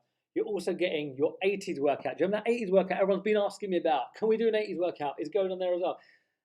Guys, I'm honestly, I'm so hyped, and all I'm asking for is your support with this, because I'm going from a business, in-person business, and moving this online. This is going to allow me kind of, if this works, will support my family. I'll be able to do this full time. At the moment, I am working my butt off. I haven't slept for 4 months. You see the bags on I haven't slept for 4 months because to find time to do this is like between 11 p.m. and 4 a.m. That's the time I've got to do it, then edit and stuff like that. So this will allow me to put my full focus into it. If you imagine the content you've got with no sleep and a few hours per week, imagine the content if I'm doing full time. So we've already had a bunch of people join us on there, which I'm hyped about. I'm so thankful. So this is it. All you have to do, go to getfitrick.com. There's a link down the bottom. You can sign up. Then you are a member. That is it. After this, that $25 is gone. It won't be available anymore. I just don't want you to miss out on this. I don't want you to miss out. This $25 won't be available anymore. This membership will go up to $29, $39, and eventually it will be $49. It will be $49, guys. Because the content we're putting on there, the volume we're putting on there, and the content will be such a huge library. $49 will be an absolute steal for it. So that's why this discount rate is given to you, because you're a founding member. To be a founding member is to be at the beginning stages, to be with me on this journey. I'm with you on this journey, right? All right. So that is it, guys. That is it. I really hope you come and join me on there. I'm super excited about this platform. I'm super excited. Again, I did put this in a Facebook group because you need it in context. You need to know why I'm doing this. I'm not doing this because I'm trying to take you from Facebook and get money out of you. That's not what this is about. This is about creating an additional platform. This is what this is like, right? I run a boot camp. People go in there, go, I need help with something with this injury. I'm like, what have you thought about personal training? Because then we can work one-on-one. That's what this platform is. This is like doing personal training. If you want to do personal training, do it. If you want to carry on with your group classes, carry on. No issue. You can still get the same content. But if you want a personal, if you want to transform your life, this is where it starts. Because think about the free presentation I gave you today, right? That's only a little bit of knowledge. And I can imagine putting all of that in a Facebook group. If I broke that presentation up into 60-second segments, that would be a 1 year worth of content. See how it makes sense to go onto this platform, because now I can put these videos, you can sit, plug it in, go for a walk on the treadmill, go outside, and listen to maybe a podcast. Wow, podcast. I wasn't thinking about a podcast. Can I tell you a funny story quickly? So I thought, do you know what, it'd be really good to do a podcast, because then I bet you can do audio listening. You can go to work, put your earphones in. So I put in a Facebook group, I said, guys, what do you want? Do you want 60-second videos? Do you want videos on YouTube? Do you want a podcast? 800 votes, 300 votes, 0 votes. The podcast had 0 votes. I went, that fell down then. But I mean, it was just an idea, right? But we could touch on that later on. It depends if you kind of listen to that thing. But that's a funny story. But there's so many other elements, right? Someone asked me, what about strength training? Yeah, that's another direction we'll go into. What about rehab, yoga, Pilates? That's another direction we'll go into. There's so many elements. When we're at the start, man, this is freaking exciting. So please come and join me, guys. I absolutely love you. You guys are the best. What we're going to do now, I'm going to finish up there. It is getfitrick.com. You can access this, right, from the link you get in your email once you sign up, or there'll be an app you can download. So it's your choice. This rate is only available then. After that, it won't be available, guys. So please, you've heard me, right? It won't be available then. Now, we're going to finish it there. What we're going to do, we're going to take a 5-minute break, and then we're going to do a live Q&A. It'll be a 30-minute Q&A because I like to run over so much. And we'll come back in 5 minutes. So it's 42 minutes past. Let's say 47 minutes past. We'll come back then, and we'll do a Q&A. So we're going to stick around for Q&A, ask your questions. We're going to sit down and have a laugh, eat some jammy dodgers, and have a great time. Thanks so much. Cheers, guys. Right, team. I'm just sitting here going through the comments. So let's just talk about something. We haven't started the Q&A yet, but let's go for something. Yes, I didn't mention it is the payment merchant is PayPal, guys. Now, unfortunately, that's the only option because I'm in Dubai. I'm in the UAE. The payment merchants are very limited. PayPal is pretty much the only universal payment method in the UAE. So, unfortunately, that's the only option we've got. There's so many more higher fees with that from my side. It won't be my first choice, but unfortunately, that's what it is. So it is on PayPal. Give me 1 second.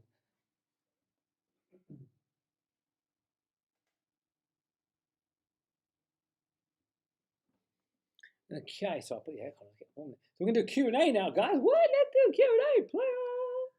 All right, let's put this in here. Let's get rid of that. Is that the invite? That is it. Okay, guys. So ask your questions in the comments below. I'm gonna smash through. We've got 30 minutes on the clock. Yeah, let's do this. Let's do this. Okay. Will your wife do cameo videos in the next platform? Right. Roberta hates being on camera. The only time we get to do camera is if I put music over the top and it's muted. She hates being on camera.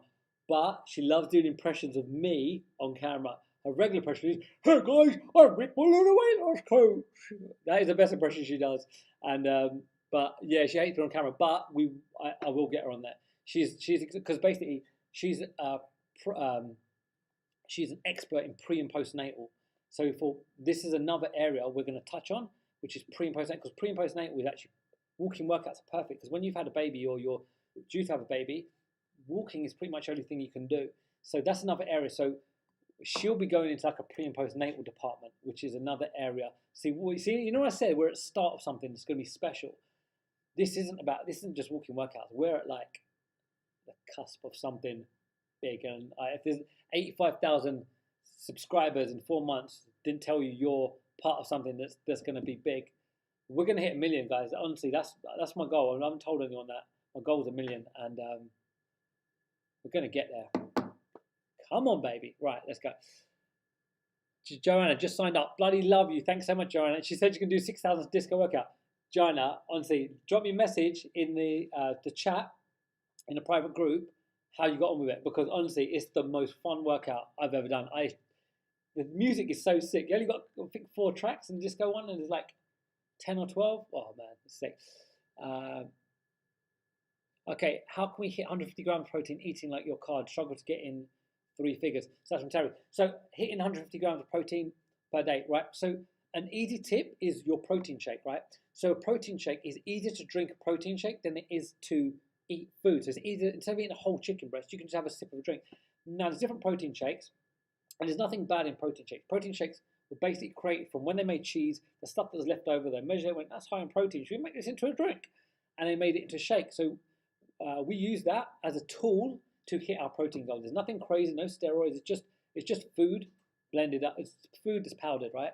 So a good rule of thumb you can do if you do struggle is bookend your day with a protein shake. So if I had a protein shake and each scoop's about 22 grams, 24 grams of protein. So let's just say, I'm gonna exaggerate now. I recommend 1.5, but let's say we had 2. That's 44 grams of protein, example. And I bookend my day with that. 44 and 44. I had one at night, I had one in the morning. I've added 88 grams of protein to my diet. It's just food that's in powdered. So that is a good tip. Another one is to layer your food up. Like one of the meals I love to have is overnight oats. So you take oats, right, 100 grams of oats. And that's got about 15 grams of protein in that. Then I put 200 grams of Greek yogurt. That's 20 grams of protein. So I've got 35 grams of protein. I take 1.5 scoops. I don't say 1.5, it's so complicated. 1 scoop or 2 scoops of whey protein, I mix that in it. So I've combined Greek yogurt with oats, with a protein powder. Now I've got, when I put some blueberries in there, some strawberries in there, mate, enjoy yourself. And when you mix it up, that's about 70, 80 grams of protein from one meal. So a good key point is to layer your meals up. Greek yogurt also works great as a replacement for sour cream. So if you're having like fajitas, put Greek yogurt in there, and every 10 grams is 10 grams of protein. Oh, sorry, every 100 grams of Greek yogurt is 10 grams of protein. Hope I answered that. I'm trying to get through these quite quickly. 16-8 is 16-8 fasting good for your body? So intermittent fasting, if you guys don't know, I'm a huge fan of intermittent fasting. I actually highly recommend intermittent fasting for everyone. It's really, really good. Now, what intermittent fasting is, it is a window, right, where you can eat calories for, and a window where you don't eat calories for. So what's called your eating window and what's called your fasting window. It's not a diet, it's just an eating protocol. Now, check this out. You might be thinking, I'm not into fasting. Your first meal of the day is called breakfast. Break fast. See, your whole membership is just worth that moment. Break fast. Because you've been fasting when you sleep. So the majority of the fasting we do is actually while we sleep. So if we push breakfast up a few hours and push dinner back a few hours by 4 hours, we're in a window. Now, with I wonder if I can write on here. Probably can actually. Can I write on here? Text. Hold on one second. Let's add. Oh, you can see that text, right? What player? Okay, so let's do. Actually, do you know what? I don't want to overcomplicate this. That's a bit mad. It's fun to do for a second. So with there's two. So 16/8 means 16 hours of fasting, 8 hours of eating. That's for guys. For women, it's actually 10 hours of an eating window and a 14-hour fast. Now, women, what's really important is judging the intermittent fasting, if it's for you, on your menstrual cycle, on your period. If you start missing your period, then come off intermittent fasting. Some people it happens to, some people no issues at all, right? So judge it on that. If you fast for long periods of time, it can affect that. So if it does, come off it. Most likely it won't, so then stay on it. Now, how intermittent fasting works, right? So let's just say you have breakfast at 10 a.m. and it will take 4 to 8 hours to break down breakfast. Then at 12 o'clock you have a snack. It will take 4 to 8 hours to break down that. Then at lunch you have this meal. Then dinner you have this meal. By the time you get to dinner, your body's just finished about breaking down lunch. By the time you go to bed, your body's this giant backlog of food it's got to break down. So when you go to bed and you wake up in the morning, all your body has done is broken down the food that you've eaten. That's what's crazy, right? Because your body's it takes 4 to 8 hours, right? So breakfast is here, you eat your next meal here. Your third meal's there, your body's finishing breaking down this. You go to your next meal, your body's started on this. You get to your next meal, your body's just finished that, and you've got this backlog of food. What intermittent fasting does, it puts your food within your calorie goal within this window. It says eat your calories within this window. Now, from that period onwards, I should go the other way. From that period onwards, we go into a fast, right? Now, fast doesn't mean you don't eat anything. You can actually have water. You can have no-calorie drinks like Coke Zeros, like sugar-free sodas, for example. So diet sodas, that's the word. Diet sodas, teas, coffees, things that are no calories, right? You have to just stay under 50 calories within that fasting window. Now, check this out. Here's an easy one, right? So if women, if you started your breakfast at 10 a.m. and you had your last meal by 8 p.m. and you stopped eating, you would go on a 14-hour fast. You would be intermittent fasting. How easy is that? Your first meal, you can wake up and have a cup of tea, have a coffee, fine. 10 a.m., have your first meal, finish by 8 o'clock. Maybe you finish your dinner by 6 p.m. You can move that out to 8 a.m. So it's actually quite easy to do intermittent fasting, right? Now, what happens? After 10 hours of fasting, your body has broken down all its food. And then it gets into good stuff. It starts repairing your muscle tissue, building muscle, and improving your, I was going to say technical terms, improving the inside. But it starts repairing muscle cells, improving your immune system, and building muscle. That happens after 10 hours. Now, what intermittent fasting does, imagine it's like a train, like, it builds up speed, builds up speed, builds up speed. Then suddenly it's going. Now, if you suddenly had a quick snack, something short in there, boom, the train hits the wall. It will take 10 hours for that train to get back into a fat burning zone. I say fat burning zone, you've got to be in a calorie deficit, but it just means after your body has processed all its food, it starts repairing your cells and benefiting the body. So fasting is super important for your body.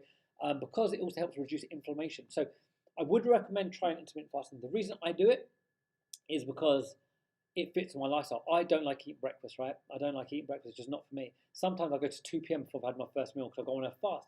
But it just means I finish my dinner by 10 p.m., which is completely reasonable. So I go to bed, I wake up, and then what I find with intermittent fasting, I've got more energy, I've got less brain fog. Because when you eat food, your body goes towards all the energy of breaking down that food. So then that's why we feel flat, because our body is now breaking down food. If I don't have that, and our body feels quite good, and what you find as well, your hunger will get suppressed. You won't feel as hungry, you find you've got more energy, and benefits your body. So I recommend fasting. I think it's perfect for you. That's quite a long answer. So MyFitnessPal has given me 88 grams of protein. Sorry, Brenda, yes. MyFitnessPal has given you a default amount. What you need to do is go into macros and change the macros to 40% protein, 30% carbs, 30% fats. Now that 40% may not be 150 grams, so you may have to fill it around, maybe 35%, maybe 45%. You have to fill it around just to get your right number. Then your carbs and fats, you can do whatever. 30-30 is a good rule, but adjust it so you hit 150. What is the importance of macros? Andrea, when you're not here for this presentation? What is the importance of macros? Cool, we went over that. So macros, protein is for muscle building, carbs is your energy food, and fats is important for transporting vitamins and minerals and hormonal balance, right? Each of these plays a role in the body. Protein and fats is essential, carbs is non-essential. So if you don't get enough carbs in your diet, your body can produce that from protein and fats. They all have a separate role in the body. Obviously, we want to eat the good sources for our particular goal. When we want to lose fat, we're going to have increased protein in our diet. That will help support the muscle, but also when our body goes to break down fat and it uses protein to help it do so, it will take the protein from your diet, not from your body, right? And the more muscle, by the way, the more muscle we've got in our body, the faster our metabolism is. So if you're like a skinny rake and you've got no muscle, then your maintenance is probably going to be around 1,500 calories. So then to get in a deficit, you're going to be eating like 1,200 calories. And by the way, MyFitnessPal will never put you below 1,200 calories. And I would never recommend going below that. That is literally the bottom of the barrel. What we want to do, our goal, is to exercise the least and eat the most food and lose weight. Why? Why do we want to exercise the least and eat the most food and lose weight? Because when we plateau, because we will, we've got something in our bag of tricks. We can add another workout in. We can decrease our calories. But if we start with 1,200 calories and 6 days a week of exercise, there's nowhere to go. We're at the bottom. We're burning the most. We're eating the least. We're crash dieting in effect. Now, the only thing to do is exercise less and eat more. What's going to happen? We're now in surplus. All right. How can you get protein levels up and keep in the calories? So, Wilma, how can you get? Wilma asked, how can you get your protein levels up and keep within the calories? When you go on MyFitnessPal, plug in your protein first. Set that as your first goal. So I'll go in there and I'll go, cool, I'm going to have protein shake for breakfast. For lunch, I'm going to have 200 grams of chicken. And for dinner, I'm going to have 200 grams of salmon. I'm going to chuck in a Greek yogurt there. Boom. Now, I've got my protein goal. This is where it gets fun. What do you want to do with the rest of your calories? Have a good time, baby. I like to go on the 90-10 rule. What that means is 90% of your day is full of good, clean foods. 10% treat yourself. Put that 10% in your diet. Do you want a Krispy Kreme donut every day? Have it. You're going to burn it off. If your maintenance is 2,000 calories, your body, you've got an allowance of 2,000 pounds. Spend it how you want. Whatever happens, that's gone. If you go over that, then you're going to store, right? But 90-10 rule. Balanced diet the whole day. Good, clean salads, clean foods, all that good stuff, and treat yourself. I'm not a big fan of crash diets and you know, when people stick to a diet all week and they have a cheat day and cheat meal, whatever. To be honest, you're being strict the whole week, right? And then you're building yourself up to this one day. Now, when you blow out, you're going to have a huge spike in sugar. You're going to crave sugar. And you're going to, not only going to blow out, you're going to go to town. And that deficit you've created the whole week is gone. You're going to blow it out one day. Not only that, you are going to be the most unsociable person to be around. You go to a friend's house and they're like, oh, do you want to eat? Oh, sorry, I'm sorry, I'm clean eating. I'm on a diet, actually. Who wants to be that person? You want to go out wherever you want. And do you know what I had? I had a bourbon biscuit. I'm teaching nutrition cinema. If I started, I had a bourbon biscuit with a cup of tea. It fits with my macros, hit my protein goal. You can do what you want with it. That's the beauty of flexible dieting. That's why. Do you know what I mean? Some people say, oh, there's a one diet where you can eat what you want. There's one diet where you can have a donut. All diets work if you're in a calorie deficit. As long as you hit your protein goal, you hit your calorie goal, and you've got the average number at the end of the week, you're always going to get the same result, baby. Okay, so what happened when I got into the messages? Go down. So I'm kind of scrolling back up and seeing everything I've missed. So I might miss your thing. Sat here eating Cadbury's chocolate orange bar and go, Maria, enjoy it. Emma, can I email you about specific issues? Absolutely, mate. Drop me a message on Instagram or Facebook Messenger. I've got those two linked up, so a lot of people message me on there. That's absolutely fine. How are trans fats described on labels, and what should we look for? Trans fats, some of them are on labels, right? Trans fats, some of them on labels. Now, hold on. Baby's asleep now, guys. I want to bump the volume up on here, and I'm going to speak a little bit quiet. Is that all right? Can everyone hear me okay? Is that okay? Could you give me a thumbs up if you can hear me, or should I turn the volume up a little bit more? Just because the baby's sleeping now, I've got to be a bit quieter. It's like 9 p.m. here. I'm kicking. I'm assuming you can help me. Okay, cool. What's the question? Trans fats. So on some labels, there will be trans fats specified. Now, on a rule, processed junk food has trans fats in it. On a rule, junk food has trans fats on it. Stuff in the supermarket, not as much. But if it's on the label, they have to specify that it's on there. So if it's on the label, it's probably not in there. It's probably high in other fats, but trans fats, generally, as a rule, junk food is trans fats. I heard if you eat too much I've heard you can eat too much protein. False. Do you recommend we eat 150 grams of protein even if we're not incorporating strength training? Good question. You don't need to as much, right? So you basically want to eat your protein. 150 grams is your goal protein when you're doing strength training. Maintenance, you don't have to hit as much. You can actually hit 0.8 grams per pound of body weight. You have to go and calculate, do 0.8 times how much you weigh in pounds. You can do that. What you're trying to do is preserve the muscle you've got already, right? But when you're not strength training, your body will start burning using muscle for fuel because it's not being activated.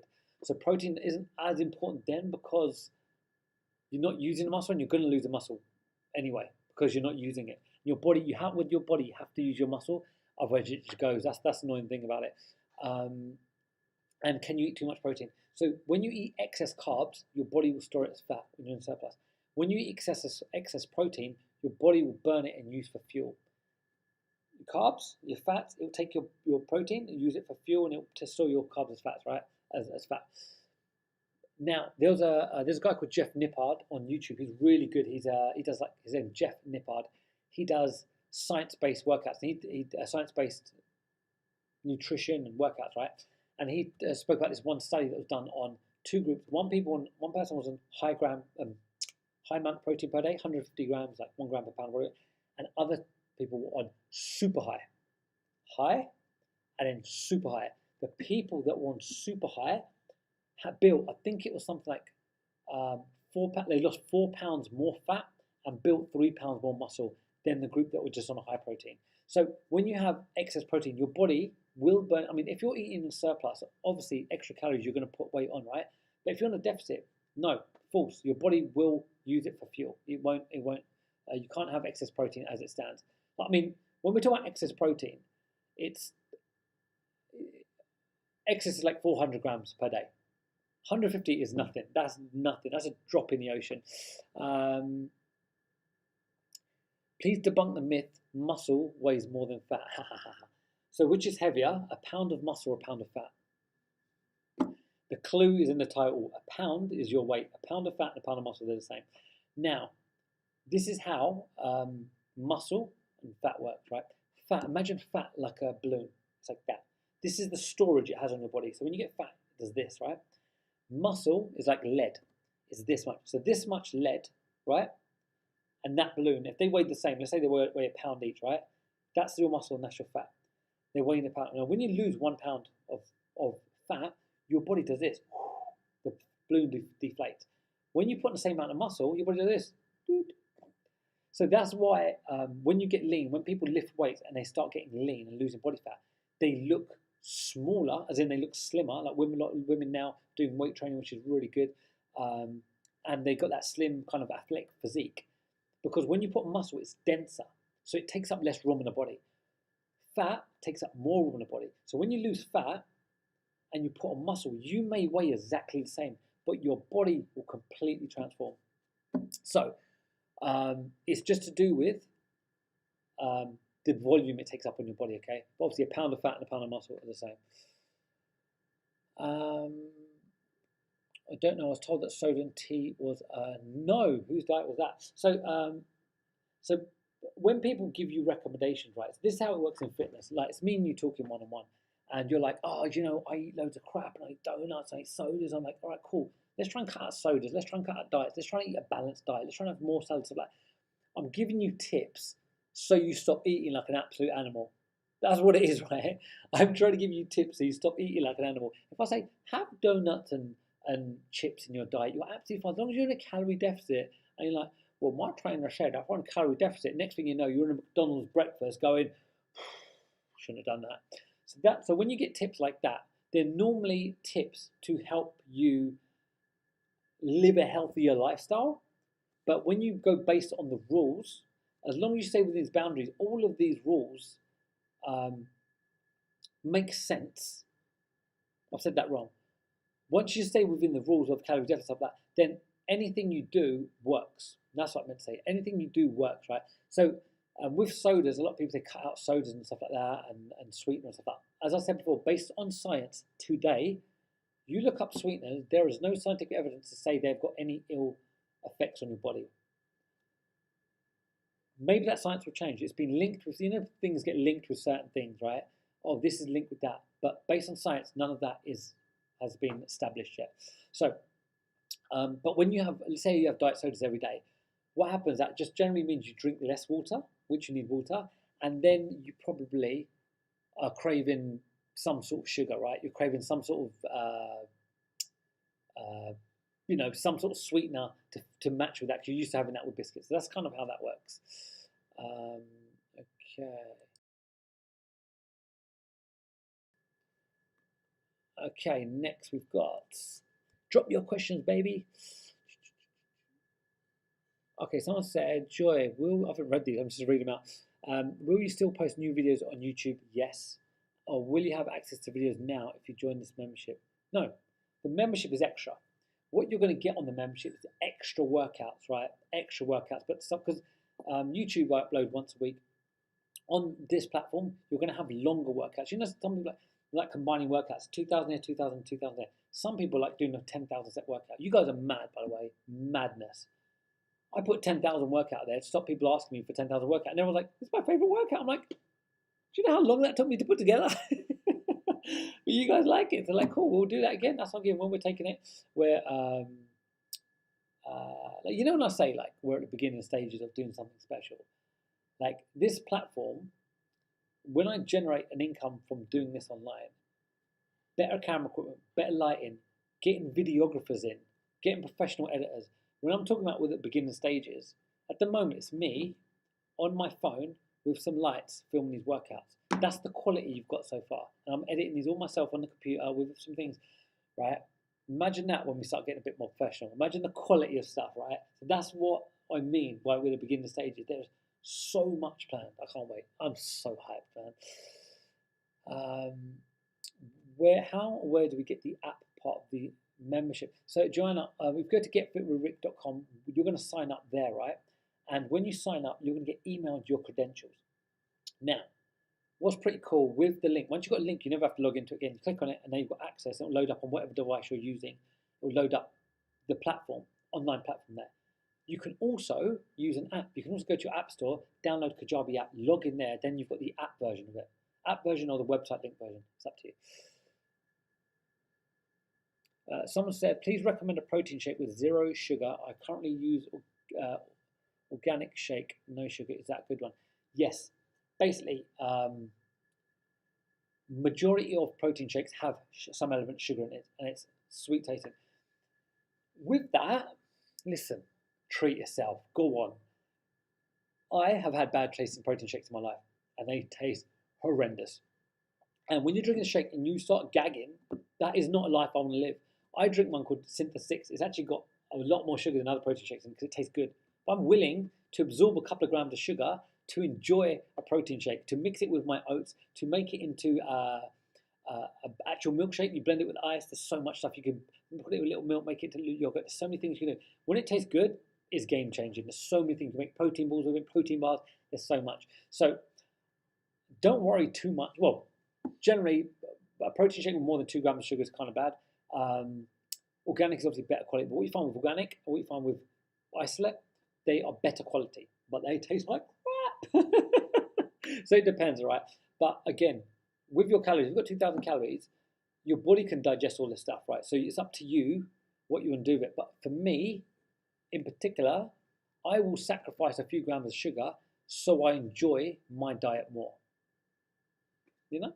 So, sorry, you said, can I recommend one? There are a few on the market. What I'd recommend is go to bodybuilding.com. Bodybuilding.com.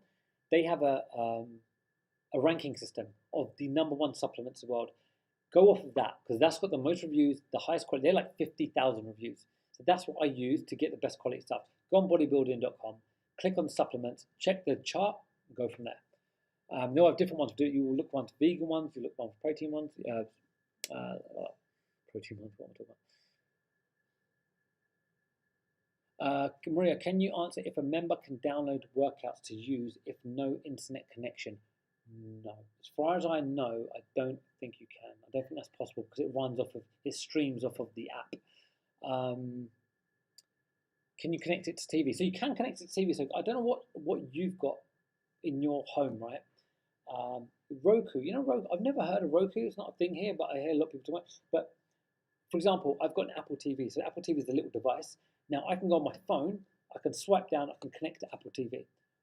Now, since then, I've got an Android TV. Now the Android TV has it also built in. I can swipe down on my phone, I can click, it's called Smart View, and it'll stream to my TV. And you can do the same on your devices. So it depends on what setup you've got. You've got an Apple TV, you've got an Android TV, you can stream it like that. That's the ways I know about. You can mirror or smart share. That's the ways I know about. But no, it's not available on Roku, and it depends, yeah. Guys, we've got 3 more minutes left. 3 more minutes left. Let's have a go. I'm going to go through these quick. Rick talked about vitamins. Vitamins, just have colourful vegetables, colourful salads. That's all you need. Colourful vegetables, colourful salads, sorry, colourful vegetables, colourful fruit. Mix your diet up. Also, you can add in additional vitamin, multivitamin, to your diet just to make sure you cover everything. If you have excess, your body just pees it out. So there's no damage in our extra. Now, if you go to a doctor and maybe say you're low in iron, you may need to supplement an iron tablet. But that's an individual thing. But generally, as a rule, just have mixed vegetables, salads, and fruit in your set. I'm streaming from my phone to Roku right now. Does it work? Unique Neek. Does it work? Oh, that's wicked. You can someone said they're streaming from Roku now. That's wicked. Okay, it works on Roku. That's awesome. Is strength training to boost a low metabolic rate? Yes, Sam. Is strength training to boost a low metabolic rate? The more muscle you've got in your body, the faster your metabolism will be. So I was talking about 2,000 calories as a maintenance. My maintenance is around 2,900 calories. So if I eat under that, I'm losing weight. And I hate eating. It's crazy, right? I actually sometimes have a 1,700 calorie shake. I make oats, protein powder, peanut butter, mix it in just to get my calories in because my muscle mass is a little bit higher, so my metabolism is higher. So the more muscle we can build, the better our life's going to be. So when we're losing weight, it becomes so much easier. When we're put on weight, it becomes easier. When we want to maintain our weight, it becomes so much easier. When our bar is up here, can you reset your metabolism? So when your metabolism is down, you have to work on a few things. You have to increase strength training. Make sure you're upping your resistance. Increase your protein. Be more active. You have to get the engine going, and you have to eat consistently. You have to eat more calories. When you eat lower calories, and if you're eating, let's say you eat 1,200 calories, and you're trying to recover from this crash metabolism, you can't just go to 2,000. Your body will store that as fat. Go to 1,300. 5 days later, 1,400. 3 days later, 1,500, and go like that. Initially, you may put on 1 or 2 pounds, but then it will start to even itself out. So we want to get to a point where we understand that we're eating this amount, and it will take a few weeks to do. You are eating a consistent amount of calories every day, and you're maintaining your weight. If you're maintaining your weight, that is your metabolic rate. right? So if you increase our strength work, if we increase our activity 10,000 steps a day, if we increase our protein and we keep active, our metabolism will keep increasing. Okay, hyperthyroidism and weight loss. I'm quickly go over this one quick. If you've got thyroid issues, now hyperthyroidism and PCOS, this is just polycystic ovaries. I butchered that. Polycystic ovary syndrome. I think syndrome. I forgot what I call it. Polycystic ovary. Yeah, polycystic ovary syndrome. What that means is this is bad news. I'm telling you. This is the COVID of the fitness world. Now, your thyroid dictates whether you lose weight or gain weight. When you have this issue, hyperthyroidism or PCOS, unfortunately, you are no longer in control of losing weight. And this is really sad because you can be eating correctly, you can be exercising regularly, and you can be putting on weight. And that's the sad thing, and there's nothing you can do. What you can do is change your focus. Instead of focusing on the scales, change your focus to focus on a healthy heart, setting new goals. Maybe you want to run 5 kilometers. Set that as your goal. Maybe you want to lift more weights. Maybe you want to achieve more in an exercise. So set your goals to performance-based and take it away from body composition. I know it's sad and it sucks, but at the moment, all we can do is what we can do, and our body will choose to do what it wants to do. And it's so sad. And I've had clients who've got PCOS, and you just have to deal with it. And it's a sad thing. But think about this: healthy heart, live long. Don't worry about the rest. Okay. Set performance goals. Guys, I think we're at the end now. We're at 16 minutes past. Someone said, sorry, Vanessa, is it better to do strength training before or after cardio? Definitely before. So when we got a store of energy in our muscles, right, called glycogen. It's like sugar in the muscles. It lasts for about 15 minutes. If we do cardio before, we've used up that glycogen. So when you go to strength training, you're going to feel wiped. You're not going to have the energy. So let's use that glycogen for our strength training. Then I would add my cardio on a different day. But if you do want to add it on the same day, do it after strength training.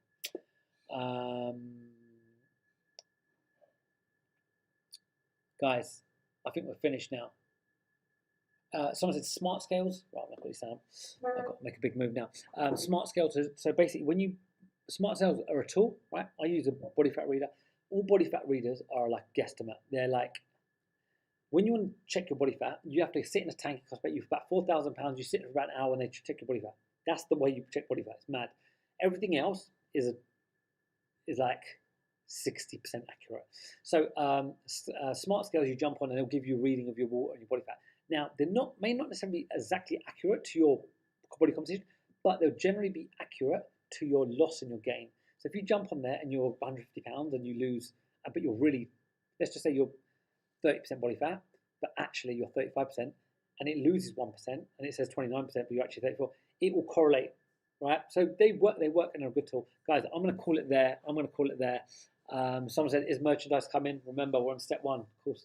Love you guys. Thank you so much. I hope you come and join us on Get Fit with Rick. Remember, this is only available until it'll be tomorrow, I think. That'll be it. And that's it. This offer won't be available. It's not going to be available to anyone else, right?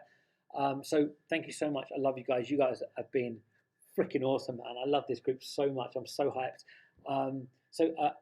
At the moment, don't post about this in the Facebook group, because yesterday people started kicking off. They didn't know what was going on. They thought I was closing the Facebook group, and I was like, "What's going on? This is mad. He's lost his mind."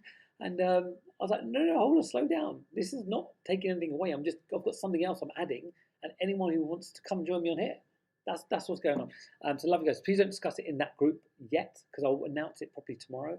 And then boom, team. Love you guys. I hope you enjoyed this. Enjoy it. Yesterday I brought my dog and he was not here, so unfortunately. Love you guys. I will be sending a replay out to you guys. So peace out. A-Town down.